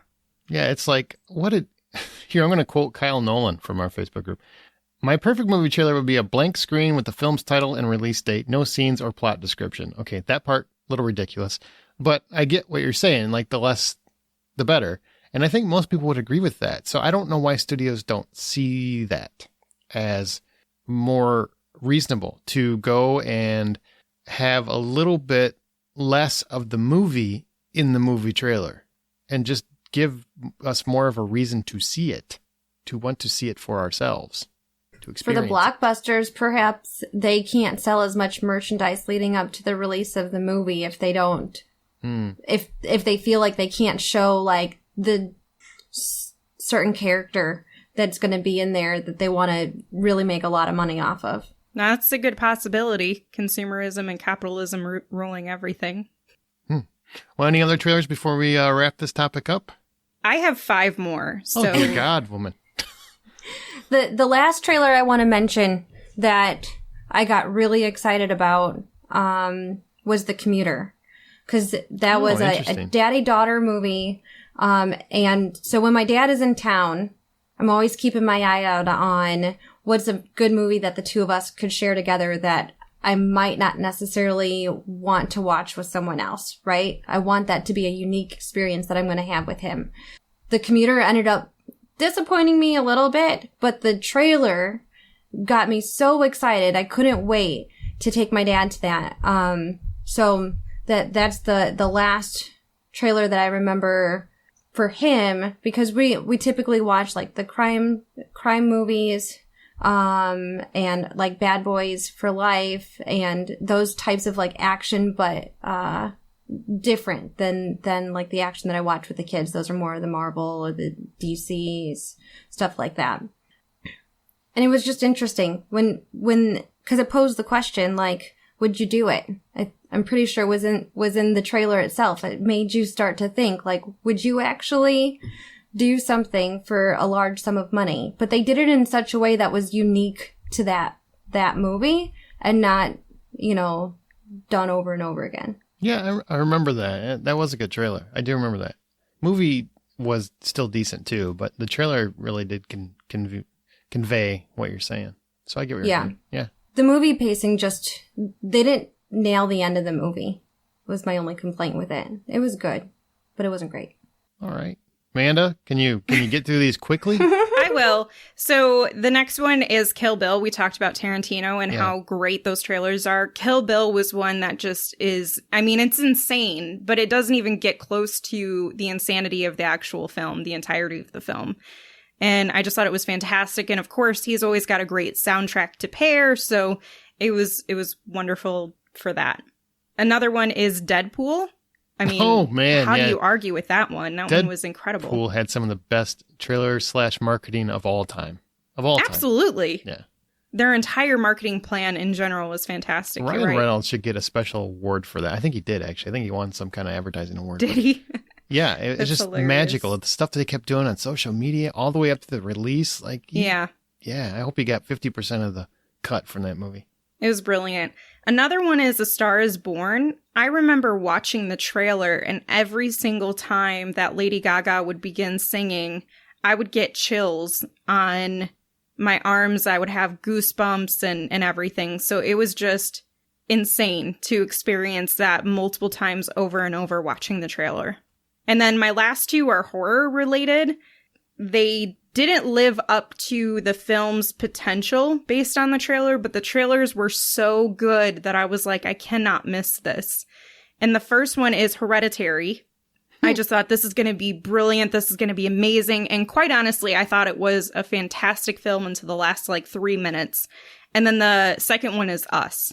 I just thought it was so unique and clever, and the way the trailer was done was just really exciting. I'm really disappointed you didn't mention The Dark Knight, because that was a pretty fantastic trailer. That is a really good trailer. It gives that hint of the Joker without really showing you what he did in that movie. Yeah. I mean, you really just get a taste, and it really gets you psyched to see what the hell is Heath Ledger doing. What is he about That's a ready really to do great with one. his role? You're right. Yeah, that trailer was memorable. I remember being really excited for that movie to come out, even before he passed away. I really think that trailer is what elevated, because the first Batman Begins, I think, made like $200 million in the U.S., and then Dark Knight made $500 million in the U.S. Like, it took such a leap forward. It almost more than doubled the previous movie.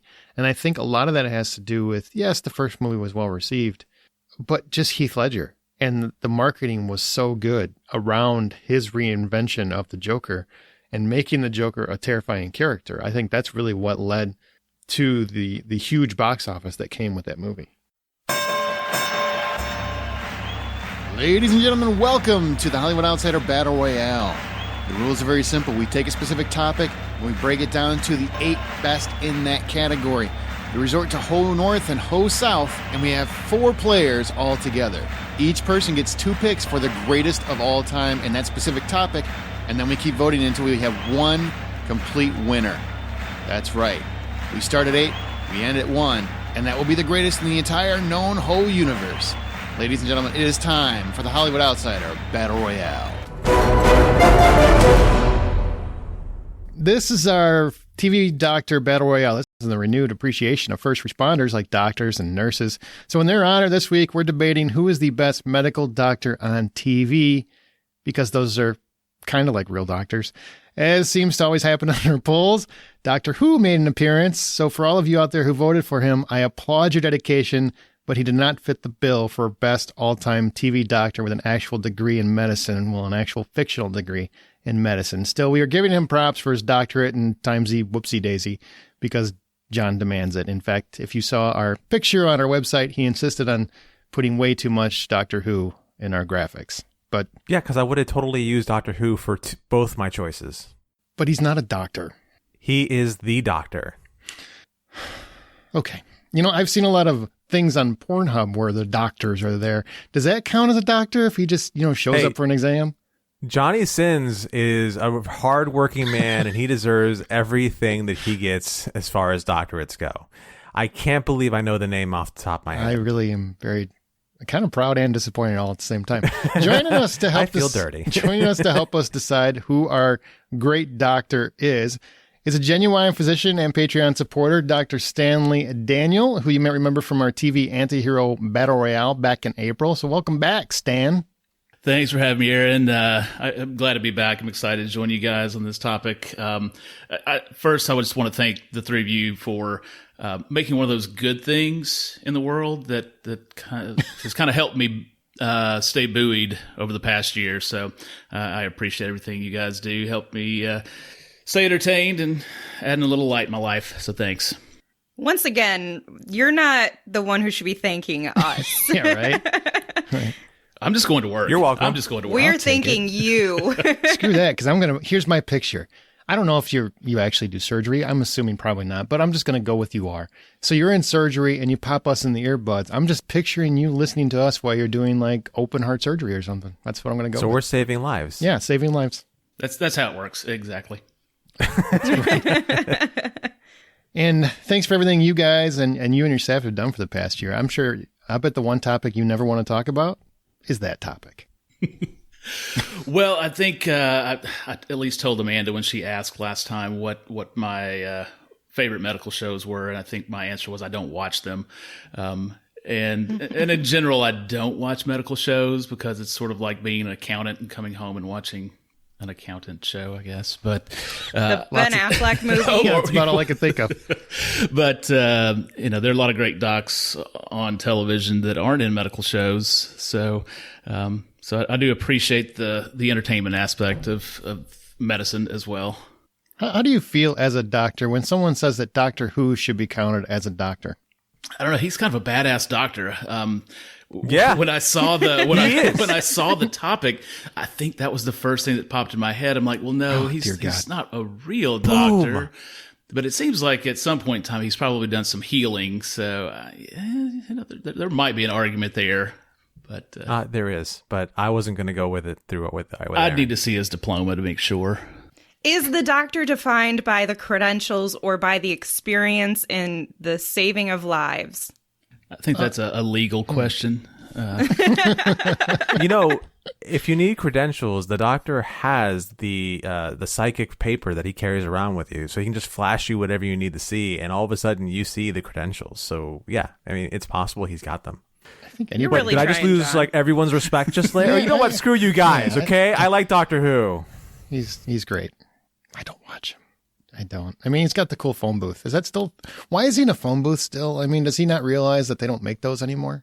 It seems obvious. The TARDIS is actually stuck in that form. So at one point it used to take other forms, but it got stuck in that form because, the side story is the production company couldn't afford to keep on making a new thing to make it look like. But with the story within the thing, the TARDIS has its own personality, and it just liked being in the phone booth. You shouldn't have asked. He had a real answer for you. Really did not want that at all. I'm really, really sorry that I answered that. But he can get an honorary spot in our poll. So many of our listeners voted for him. Good for you. We voted him out. And by Don't we, say we like I mean me. I voted him out. So you can write me. My email is amanda@thehollywoodoutsiders.com. I already had 15 pages of my No. argument ready to go as to why he's the best doctor when you were like, oh, by the way, we're not going to let him be. All right, fine. He's not a medical doctor. It's a medical doctor. Yeah. And also we had to go with specific doctors because otherwise John would pull out some doctor from Sliders or some show that nobody can remember who that doctor is just so he can have somebody different.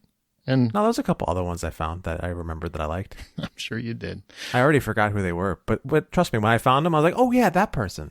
Dear God. All right. If you've never heard our Battle Royale, the rules are very simple. We take 8 finalists. We each pick 2 that resonate with us the most. Chosen from the top picks in our whole Facebook group poll. And we vote until only 1 remains. So that's the greatest in the known universe. Because obviously, Doctor Who doesn't count. So let's decide who is the greatest TV doctor of all time. Although Stan kind of feels like he would side with Doctor Who. So if he would have been part of that decision, we might have had Doctor Who, but darn, shucks. That's just the first doctor that comes to mind. When you hear the word doctor, I want to immediately go to Who or Feel Good or Zhivago. I think it's more of a name recognition sort of reflex than best doctor. Though I watched Doctor Who for a few years and realized that I didn't love Doctor Who. I loved David Tennant, and as soon as he was off the show, then I kind of faded away. When you say Dr. Feelgood, do you mean the one who makes you feel all right? He's going to be your Frankenstein. Yeah, sweet God. I love when someone drops Motley Crue lyrics. All right. Well, remember, all ties will be settled by our Facebook poll, and we go by basically Ho North and Ho South. Amanda and I will be in Ho North, and John and Stan will be in Ho South. So Ho North gets to go first. Amanda, take it away. Who are your 2 candidates for best TV doctor of all time? All right. My first is Meredith Grey from Grey's Anatomy. I'm not sure refusing treatment is what you want to do. Apparently what I want doesn't matter. It isn't even legally binding. So it's really about what you want, Meredith. You're in charge. Do you think I like making these decisions for you? Do you think it's fun to get calls from the nursing home asking whether I was planning on giving the nurse who changes you every morning a Christmas tip? But I do it because you have managed to alienate everybody else in your life. And I am the only one. So I have to step up and do it. You want to know why I'm so unfocused? So ordinary? You want to know what happened to me? You happened to me. Then let me refuse the heart surgery. No. Why not? Because killing my mother is not going to be another thing that happens to me. Dr. Gray is the chief of general surgery at Gray Sloan Memorial Hospital. The show now has 17 seasons, if you can believe it. God. It's not going away anytime either. It's like a residency. She is the winner of the Harper Avery Award, a fictional award where surgery is the boldest and most fearless of the healing arts, and the Harper Avery Award celebrates those who have destroyed obstacles, altered the direction, and invented the future of how we are to live and heal and thrive. The surgeons in that room are redefining medicine for generations to come. Dr. Gray originally actually declined this award because of who the original award was named after, and actually created a huge storm where it was renamed to the Harper Avery Award, because the original award that it was named after this guy who was sexually assaulting women. So that came out, and she actually changed that among all of her other things, all of the other things that she does and lives that she saves. The actress herself, Ellen Pompeo, has been nominated for Golden Globes. She's had 16 other wins, 17 nominations. The show itself has had 2 Golden Globes wins and 232 nominations. The reason people like Meredith Grey is because she is relatable. She is a doctor that cares most about her patients. She tries to stay in line with what the rules and procedures are, and she only goes outside of it if it's absolutely necessary to save the life of a patient. She's always putting herself in harm's way. She literally put her hand on the top of a bomb that was inside of a patient's body, so that way everybody else could escape. And she literally almost died. She has done some of the most ridiculous things, taking the plot points aside. As a doctor, I mean, I'm not a doctor, but Stan, maybe you can speak to this. If you were in surgery and somebody had a bomb in their chest, would you be like, oh, let me take that over? Slowly. Yeah, you wouldn't try to still save that patient. You'd be like, well, this is a lost cause. Feels like a bomb squad call. Yeah. They were waiting for the bomb squad. So anyway, that is my first, is Meredith Grey from Grey's Anatomy. My second is Gregory House from House. On the other hand, we don't really know anything about schizophrenia, so maybe it is connected. Well, schizophrenia explains one mystery, while you're so fascinated by a woman with a bump in her leg. It's like Picasso deciding to whitewash a fence. Thanks, I'm more of a Leroy Neiman man. And it is only about the DVT. She's 38 years old. Right, she solve this one and you're on your way to Stockholm. We don't even know how to treat it. Come on, fumigation of the vagina? A little louder, I don't think everyone heard you. 2,000 years ago, that's how Galen treated schizophrenics. The Marcus Welby of ancient Greece. Well, clearly you're not interested. Oh, I'm interested. I'm interested in how voices in the head could be caused by malposition of the uterus. Is there a better place for it? Now what do we got? We got lobotomies, rubber rooms, electric shocks. My, that Galen was so primitive. Where are you going? I'm going to see the patient. That all-important human connection. Thought I'd give it a whirl. He is a doctor and head of diagnostic medicine. He's also a little bit of a sarcastic asshole, which probably goes back to his upbringing, and his antisocial behavior goes back to not having friends and having very dominating parents. He went to Johns Hopkins University in Baltimore, Maryland, where he was in the pre-med program, maintaining an excellent GPA and eventually getting a perfect score on his MCAT. I don't know if that's really a thing, if people really get a perfect score, but this guy did it. And despite getting caught cheating, he continued at another university, repeating his final year of med school. I think that speaks to how much they see potential in this guy. House has won 2 Golden Globes with another 55 wins and 140 nominations, but Hugh Laurie himself has won 2 Golden Globes, 1 Screen Actor Guild Award, and dozens of nominations for his portrayal. He is a doctor that people come to when they have the most obscure diseases and nobody can get a diagnosis, and he's the guy they go to figure it out. He himself has been misdiagnosed, leading to an issue with his leg, and so that's why he's so passionate about helping people. So of those 2, Meredith Grey from Grey's Anatomy and Gregory House from House, who is your first pick here, Stan? Oh, so Amanda, this is a really tough choice because I've never watched either of these shows. So I watched the pilot of Grey's Anatomy. I was like a late year medical student, and I watched the first episode, and I was like, well, this show's just not for me. And I never came across House, but I've watched a few episodes, and Hugh Laurie is amazing. I figured that these two folks would be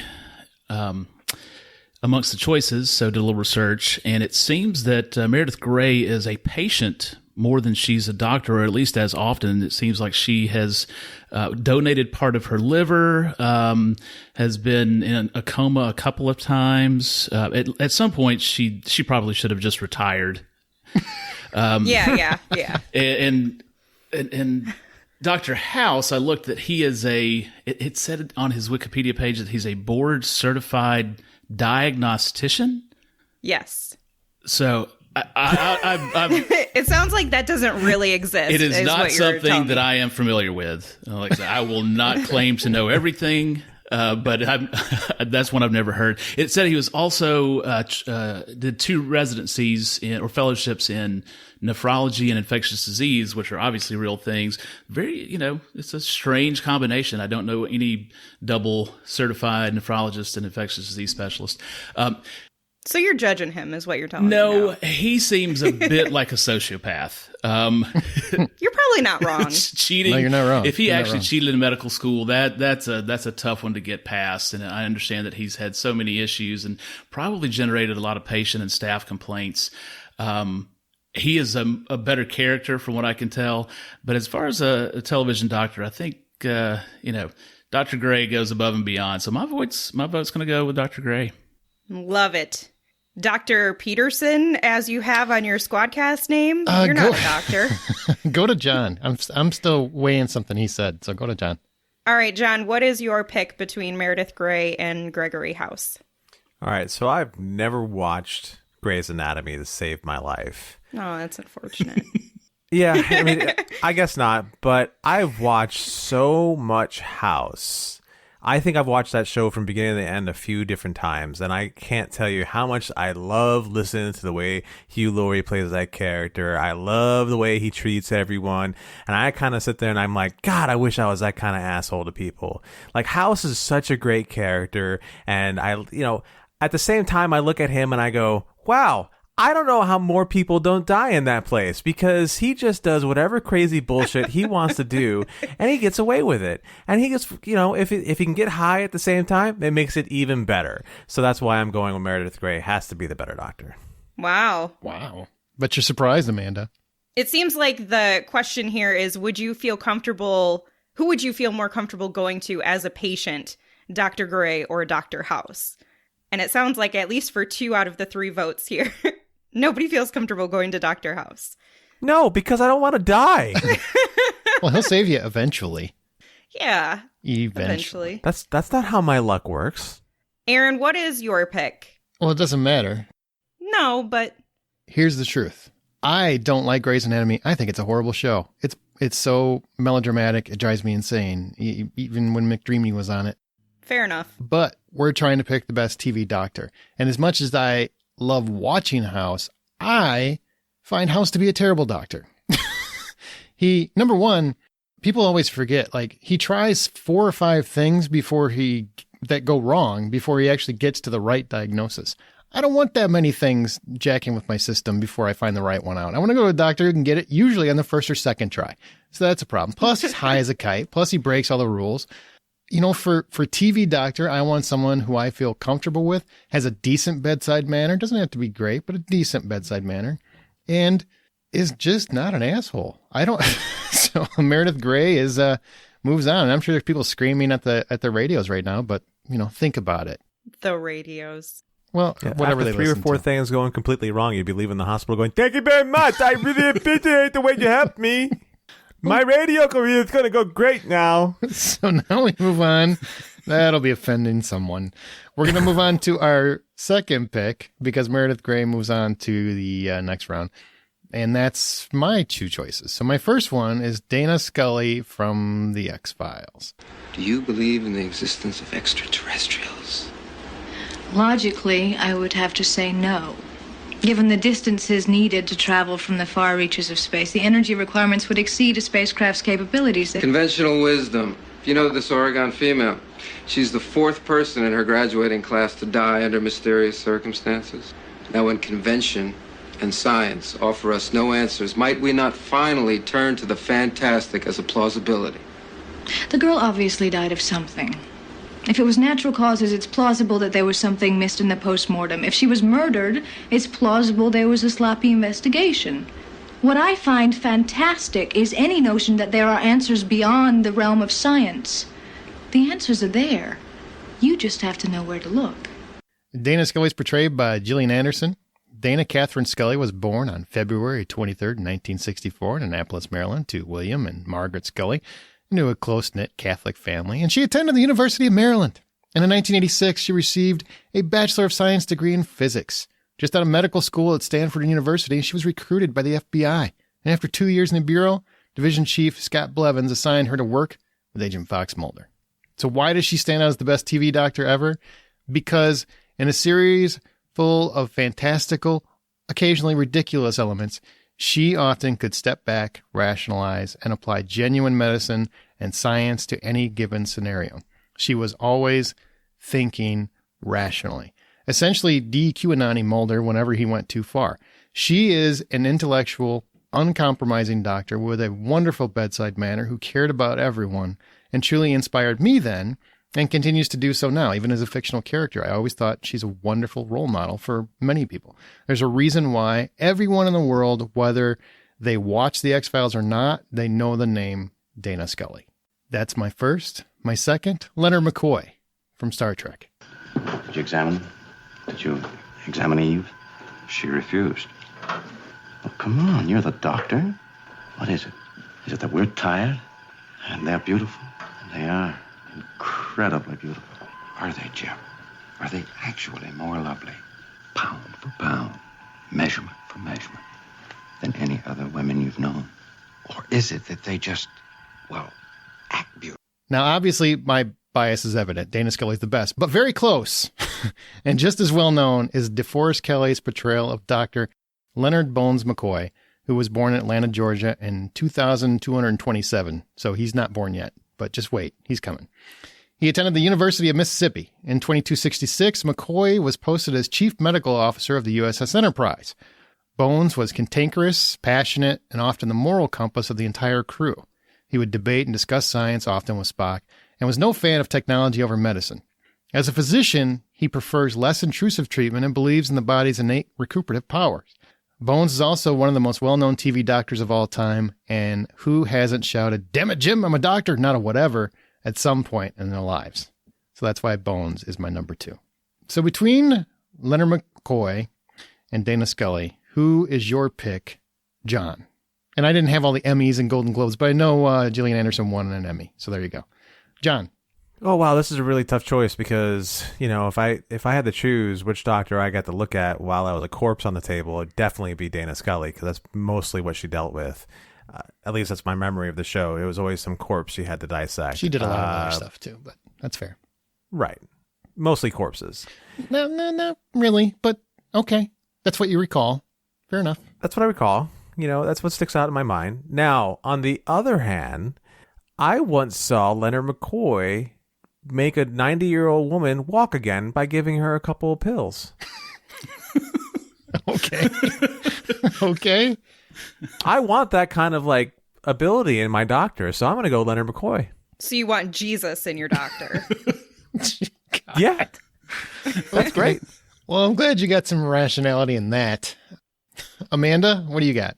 I'm going to go with Dana Scully. Now, I get where John's coming from. I get his do you? Theory. Well, when we're talking about Dana Scully and he's like, well, was she really, when you think about the other characters that we're comparing to, where they are actively working as a physician, if you will, in whatever capacity. Mm-hmm. And while she wasn't necessarily doing that throughout the entirety of the show, that doesn't negate her being an MD and the capacity, the way that she used it. And I think if we try to limit the scope of what we are considering to be a doctor, then I think that's just a disservice to the characters. So I'm still going to go with Dana Scully.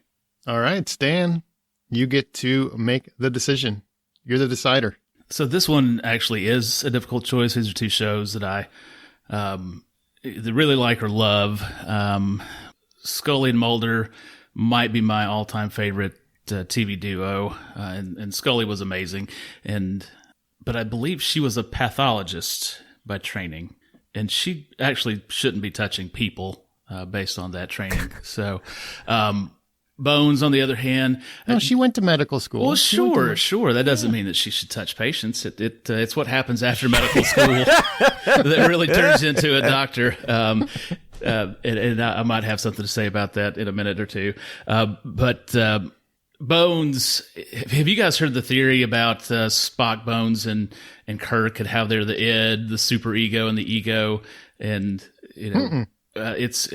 I've read a couple of articles and how Spock and Kirk are the ego and the id, and his Bones, that's sort of the mediator, and he is almost the moral center of the Enterprise in a way, even though he's probably an alcoholic and a curmudgeon. Well, wouldn't you on that crew? But he's pretty amazing. And in addition to making a 90-year-old woman walk with a couple of pills, he also cured Chekhov's. I think he had an epidural hematoma with his little tricorder, which that is what I'm waiting on is my tricorder. So is that the brain bleed that he had from falling on the Enterprise? I can't remember what he accused the surgeons in the 80s of being the monsters or Neanderthals or something along those lines when they were about. He's like, what's next? Bloodletting? Leeches? So obviously I'm going with Bones, even though I do love Scully. She's not somebody you want to treat your sore throat. Unless you're a corpse, apparently.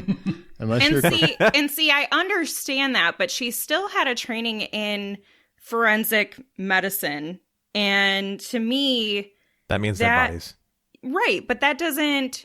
She's still a doctor. It's still a doctor. That doesn't negate her being a doctor and having the understanding and the treatment, even if it is only for the corpses. I mean... See, this is what's happening, Stan, is that they are now going to try to convince you that they are right. That the non-doctors know more than the doctor. We're going to be like every patient you've ever had. No, I saw on WebMD that this is a real thing. You need to check this. Google knows. Doc, run this test for me now. I need you to check this. Somebody on my Facebook told me you need to run this test for me. My aunt, who once knew a doctor personally, said I should do this. No, Scully is a great doctor. She's a great pathologist. But I guess it's how I approach this topic on what makes a good TV doctor. And when it came down to it, I thought Scully was more of a badass and a better FBI agent than she was a physician by the rules that I approached our conversation. Honestly, that's fair. I'm just trying to convince myself, too, because I like her better. All right, so Bones moves on. Now we go to Ho South. John, you're up first. All right, so here comes the end of all these written up, well thought out arguments for why somebody's the best doctor. Because, of course, I'm involved. So here we go. My very first doctor that I'm going to bring to this table is going to be John Watson from Sherlock. I looked you up on the internet last night. Anything interesting? Found your website, The Science of Deduction. What did you think? You said you could identify a software designer by his tie and an airline pilot by his left thumb? Yes. And I could read your military career in your face and your leg and your brother's drinking habits in your mobile phone. How? Now, you may be asking yourself, is John Watson a doctor? And we all forget, because he spends most of his time chasing after Sherlock and making sure Sherlock's okay, that he was a doctor before we met him in the show. He was an army doctor, and he saved very many lives throughout that period. Now, as the show progressed, he and Sherlock became more of a partnership where he was able to help Sherlock through a lot of his cases. But hey, you know what? Being a crime consultant doesn't pay the bills, so John Watson had to go back to work at these clinics, and he had to go back to doctoring people. And you know what? He was able to do that and solve crime and be Sherlock's tether to reality, and did it all with the grace and strength of a man who just knows that he is living with a psychopath who likes to heal things, like likes to solve crime. So that's my first pick.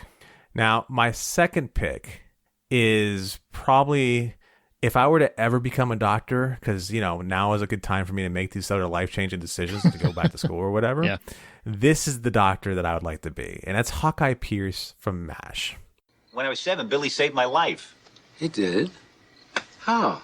When I was 7 years old, we were on a pond, in our town, and we went fishing together in the middle of the pond. We borrowed a rowboat, and I fell out of the boat, and I caught a lungful of water, and I panicked, and I sank right to the bottom, and Billy pulled me out, saved my. I almost drowned. You must have been terrified. I blacked out. When I woke up, I smelled like a wet burlap sack. Thank God for Billy. Oh, I'd be dead if Billy hadn't helped me into the water. He helped you into the water? No, he helped me out of the water. He helped me into the boat. What's the difference? Either way. No, it's important. It's hard to come up with all the right words to describe why Hawkeye Pierce is the best doctor on television. Oh, wait, no, it's not. Here's the deal, Sally. The thing that every doctor on television wants to be, besides, as pretty as Dana Scully or as useful as John Watson, is they want to be Hawkeye Pierce. He is the mold in which every smart-ass, way too good for his own good doctor on television was built after. He was able to not only save lives during the Korean War, but he also wisecracked, he also drank, and he also did just about everything he wanted to do because he was just that good, that smart, and that funny. And that's why he's my second doctor. Besides Doctor Who, of course, because he needs to be in here somewhere. So, Aaron, you get to go first. Wow, that's actually, it's an unbelievably hard choice for me because John Watson is one of my favorite characters in all of literature. But I'm going by the show, right? I'm going by Sherlock, which he's a very capable doctor. He's a good doctor. I don't think he's blowing the doors off by any means. If you went by the books, it would be John Watson in a heartbeat. But there's a thing that I appreciate from Hawkeye Pierce, and I'm trying to remember, I don't remember the specific details because MASH is an older show. It's been a while since I watched it. But, my mother was a nurse. I've said this many times. And the one thing that I always appreciated from her was her selflessness. Now, a lot of doctors I've met are not so much as selfless as I have found many nurses to be.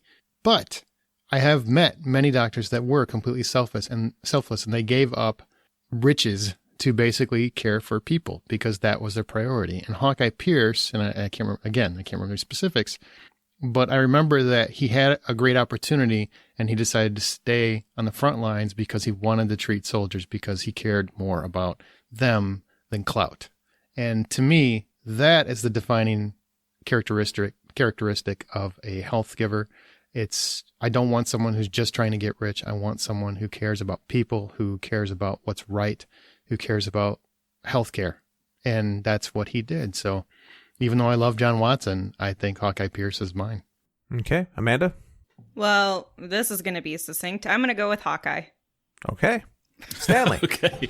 We'll probably make it a clean sweep here. I love John Watson, but in the show, I think I remember seeing him treat one patient in the clinic. I don't remember anything besides one, but Hawkeye was amazing. It seemed like he was more interested in banging the other doctor. So. Hawkeye was amazing. His everything about him, I loved. I remember watching that show in syndication, a million years ago, and his just general attitude. He was suave with his bathrobe and bathtub martini. Was just a great image, and he seemed to take his life fairly. He had a fairly cavalier attitude about life, but he took his role as a physician and a surgeon very seriously. And that's something that I can get on board with. So make it a clean sweep for Hawkeye. Great. All right. Woohoo. Well, Stan, now we come to the doctor himself. Who are your two choices? My two picks. Can we go ahead and agree that these are the expert picks? Yeah. Yeah. I mean, honestly, if there's an expert at this table, it's not the three of us. I mean, I want to be clear. I have researched WebMD an extraordinary amount, and I think that should count toward a degree. Well, and your mom's a nurse, so exactly. See, it counts. I mean, I can't tell you how many times I've told people, "Look, I know my mom is a nurse," and they've actually went, "Oh, that makes sense." Okay. Yeah. It's crazy what things carry weight. I read a book about farming, so I'm a farmer now.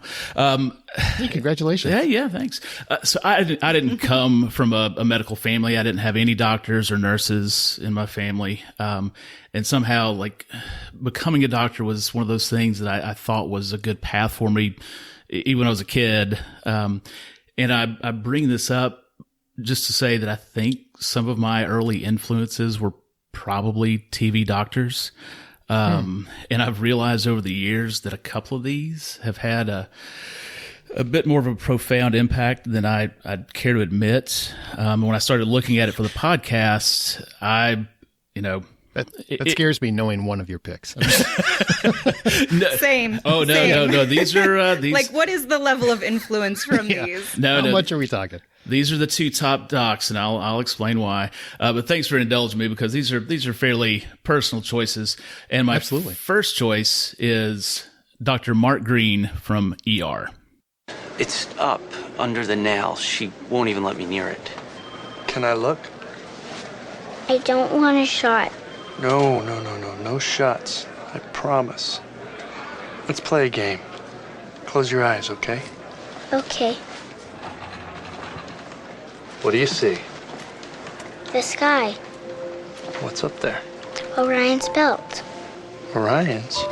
He couldn't beat the scorpion, so he jumped into the sea. Really? Artemis put him in the sky where the scorpion never gets him. I didn't know that. There. That didn't hurt, did it? Is it over? It's all done. Thank you, Katie. What did I do? You just became my very last patient. So I don't know if you guys recall what a phenomenon the show ER was. Absolutely. Sure do. Oh, it was huge. The medical drama had been around for eons. It was one of the oldest types of shows, but ER brought this like realism and action and horror and adrenaline, and it was amazing. And I was in college, and me and a handful of other pre-med nerds watched it religiously. There were about 6 of us. Half of us became ER docs. And that is... Wow. I've always found that a fascinating thing. Was it something in our personality that led us to like the show, or were we influenced by, watching the happenings at County General? So ER was based on Michael Crichton's experience when he was a medical student at Cook County Hospital. And I actually had the opportunity to work a month there in my 4th year of medical school. It wasn't anything like the show. There was no Juliana Margulies either. Yeah. So, obviously in the early days of the show, when I watched it religiously, it was George Clooney that was the breakout, and probably the coolest TV doctor. But Anthony Edwards as Mark Green, definitely the cutest. Well, he's the heart. He is the heart of the show. And I think he's the heart throb. Yeah. Who couldn't love Goose as Dr. Green? He sort of embodied everything that I respect in a good doctor. He was caring. He was compassionate.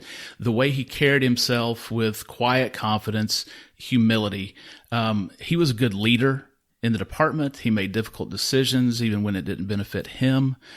He was very practical and used common sense, which is something that is often lacking in healthcare. And as an ER doctor, he was the calm in the midst of chaos, sort of the quiet eye of the storm in the midst of a hurricane. I watched this show for years and years. I fell off toward the end, but the 2 moments of Dr. Green that I recall, one, and I looked this up and couldn't find it. It was this small moment, and it was like a secret shopper patient where a man had like put something in his nose or his ear. He had done something sort of strange, and Dr. Green had a simple, cost-effective, effective treatment. And the guy was just like doing this to himself to give Dr. Green a grade to see if he did unnecessary testing or calling unnecessary consultants. And, you know, being the practical, level-headed guy he was, Dr. Green passed. I don't know why that stuck with me, but it's like, that's cool. You know, a good doctor should be able to do that. And the other time was something happened in the hospital. There were no beds. There were 1,000 people in the waiting room. And he just took it upon himself. He grabbed a couple of staff and some supplies, and he just went and treated people in the waiting room and made a point of like, he's not filling out paperwork. He's not doing charts. He's not doing all these things that would probably get him fired, but he was just going out and taking care of people. And that just was such a moving thing to see. And, you know, there are many times working in busy emergency departments where I would just love to be able to go out and just take care of people and not worry about all the extraneous stuff. So, like I said, I watched Dr. Mark Green before I went to medical school, and he was the doctor that I wanted to be. My second pick is Dr. Perry Cox from Scrubs. I mean, Dr. Dorian was fine, but he was no better than any other doctor. For the record, he was the best that ever came through this dump. John Dorian was the first and only doctor I ever met who cared as much as I do. And you can forget about him being just an exceptional physician. Because the fact of the matter is, he's a damn exceptional person. That's why people gravitated to him. That's why I did. He was my friend. Thank you, God. That was beautiful. Well, God, no.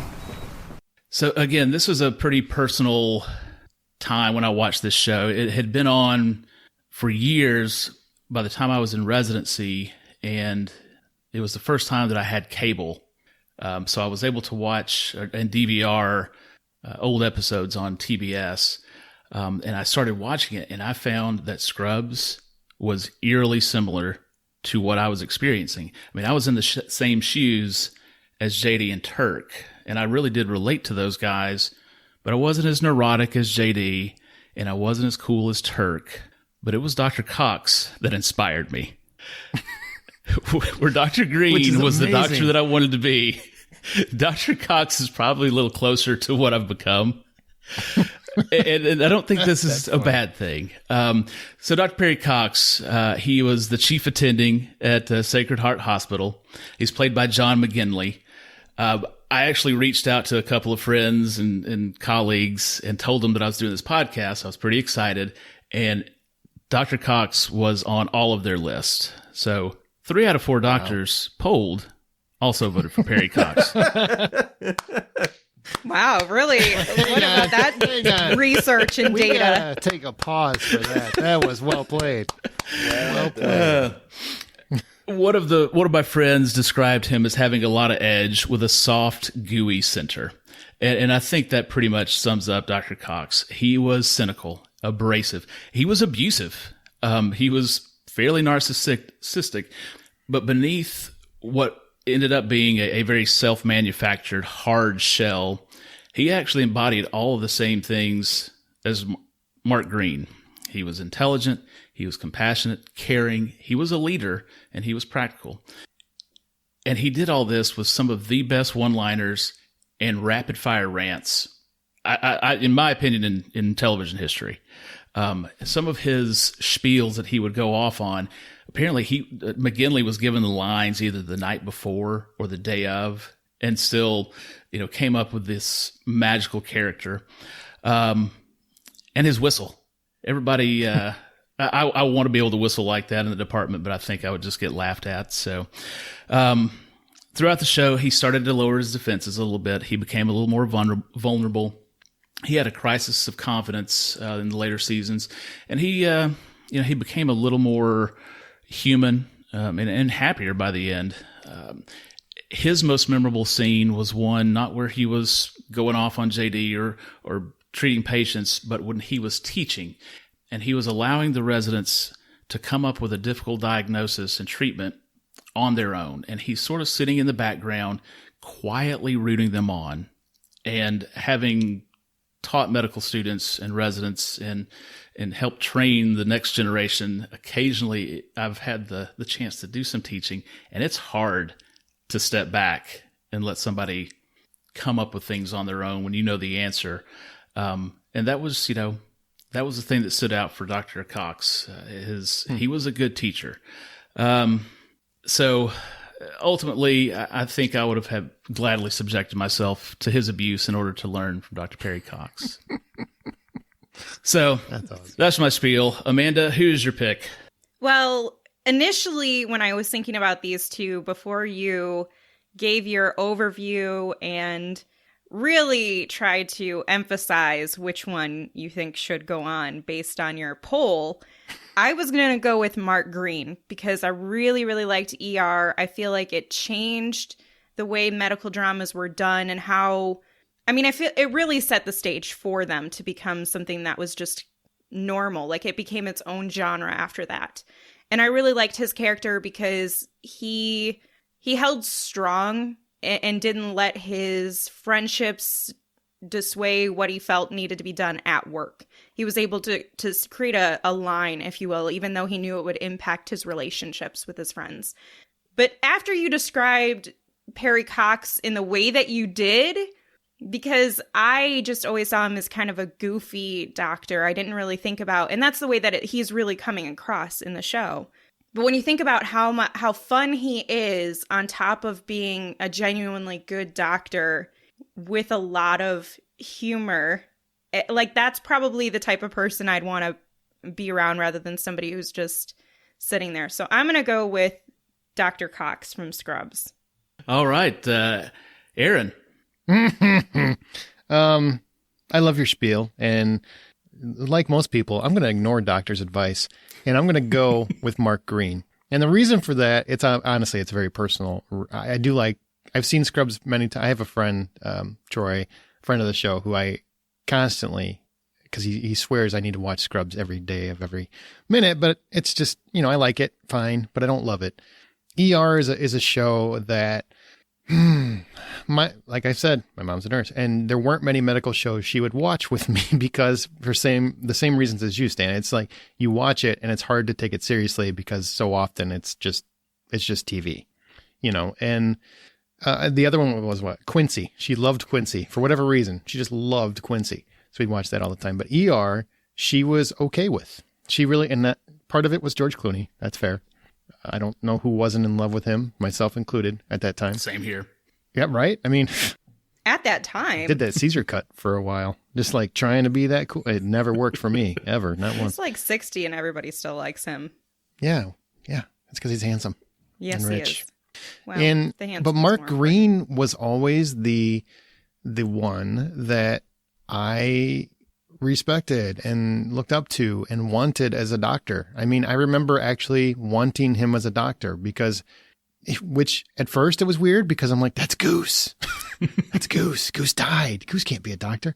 But after I, adjusted, he just became, even though George Clooney stole all of his thunder because he was always the coolest guy on that show, Anthony Edwards was the heart. Like you said, he was the guy that I warmed up to, that I felt for, that I believed cared about every patient that he treated and would do anything to do everything he could for his patient. And I always loved him as a doctor. He's one of my all-time favorites.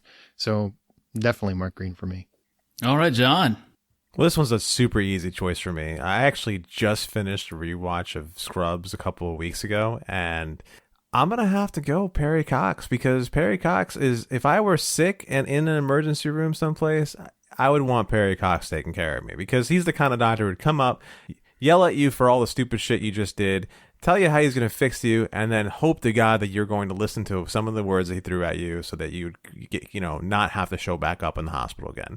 He always seemed to have like the most heart on that show, the most caring, and JD and Turk were a big selling point of that show, but if it wasn't for Perry Cox, I wouldn't have stuck around as long as I did. So yeah, it's Perry Cox for me. All right. 3 out of 4 doctors win. So there you go. You can let them know we won. or at least we got to the next round. I don't know if you're going to win. But now we go to the semifinal vote, Ho North, and then we go to Ho South. So Ho North, first up to get to the finalists, we have Meredith Grey from Grey's Anatomy or Leonard Bones McCoy from Star Trek. Stan, who do you have? Bones. John? Bones. Amanda? Meredith Grey. So I could tie this, but I won't. Yeah, I didn't think so. Bones is going to the next round. So Bones makes it to the finals. Now we have Ho South. Hawkeye Pierce versus Perry Cox. So MASH versus Scrubs. Who do you got this time? Doc, you can go first. We'll keep going to you first. Stan? Like I said, Hawkeye was probably an influence on me when I was very young, but it's Perry Cox with a bullet. All right. I think I know which John's going, so let's go ahead and get this over with. John? This is tough because as much as I love Perry Cox, we don't get Perry Cox without Hawkeye Pierce. So Hawkeye Pierce. Oof. Ooh. Amanda? I am going with Hawkeye. Disappointing all those doctors. Oh, finally I can make it right. I'm going against the doctor's advice and going for Hawkeye Pierce. Boom. 3 out of 4 podcasters agree. No, Hawkeye is a great choice. He would have been in my top if it not been for Mark Green and Perry Cox. That's fair. That is fair. All right, so now we have the finals, and I'm going to come to you last on this one, Doctor. In case there's any ties or anything, you can break them. All right, so we have Hawkeye Pierce versus Bones McCoy. John. Oh, this is such a tough thing because if I go one way, then I'm only voting for myself. And if I go the other way, then I'm voting for not the right doctor. So I'm going to go Hawkeye Pierce. Which one? Is that the right doctor? I mean, vote for the right doctor. That's what I just said, Hawkeye Pierce. Okay. Amanda? I'm going with Hawkeye. Oh, goodness. I'm going with, God, I was kind of hoping to make it exciting so Stan could decide something, but yeah, it's Hawkeye. I mean, I think, yeah, I got to go with Hawkeye. I really do. You really messed that up for him. Yeah. Stan, why don't you go and I'll go after you. He'll just fix it in post. I might change my mind. You never know. What do you got? Yeah, no, as soon as the finalists were mentioned, I went one way and now I'm going the other, and I think I just said that Hawkeye would have been there if not for my 2 picks, but I actually think I'm going to go with Bones. Part of me wants to change it, but I won't. It's Hawkeye Pierce. It's Hawkeye Pierce. So 3 out of 4. Did I just win one of these? I mean, I don't really. Is it you win or does Hawkeye Pierce win? I feel like it's more about the doctor, the character that wins rather than the presenter. Wait a minute here. Whenever you guys win, it's your win. But so when it's my win, it's the character's win. Is that what I'm hearing? It was really Hawkeye's patience that won. Let's be honest. Yeah. Oh. Right. Fine. Dun, dun, dun, dun. I think I hear the helicopter. I get that joke. The whole winner of the TV Battle Royale is Hawkeye Pierce. Congratulations, Hawkeye. I don't know if he's... Why would he listen? Ellen Alda's got better things to do, I would think, than listen to this podcast. He's all like, what? You talking about me? What? You never know. Maybe he's one of the people that Stan talked to. He's not a real doctor. You could have still pulled him. The actual author of... In some of my research, I found this out. The actual author of MASH, the novel, hated Alan Alda's depiction of Hawkeye. What? Because Hawkeye was... Yeah, he was too smarmy, too much of a smartass, and it was just too much of like all the wrong features that the author wanted to give Hawkeye. If it wasn't for Alan Alda, we wouldn't have that character the way he is. You know, I got to say something like this is where I am going to drop my mom was a nurse because I was around hospitals growing up for most of my life. So Stan, you attest if this is true. Most doctors I knew were a little smarmy or a little sarcastic because it's deflection, because you're constantly dealing with nonstop stress. So you're making jokes or asides just to keep things light. I mean, is that a fair assumption? It's 100% true. I mean, not every doctor, but I work in emergency departments, and everyone has extraordinarily dark senses of humor, and it's all gallows humor. It is a method of just dealing with what you see every day, even when it's not like an episode of ER. It's heavy, it's serious stuff, and so to make light of it is just a defense mechanism. Yeah, the ECMO nurse I know has a weird preoccupation with fisting. I don't know why, but it's like his jokes always go there. Okay. What? Only you, John. What? Like, seriously, only you would bring up fisting when we're talking about medical, saving lives, okay? He started the episode name-dropping porn stars and then... De-escalated quickly.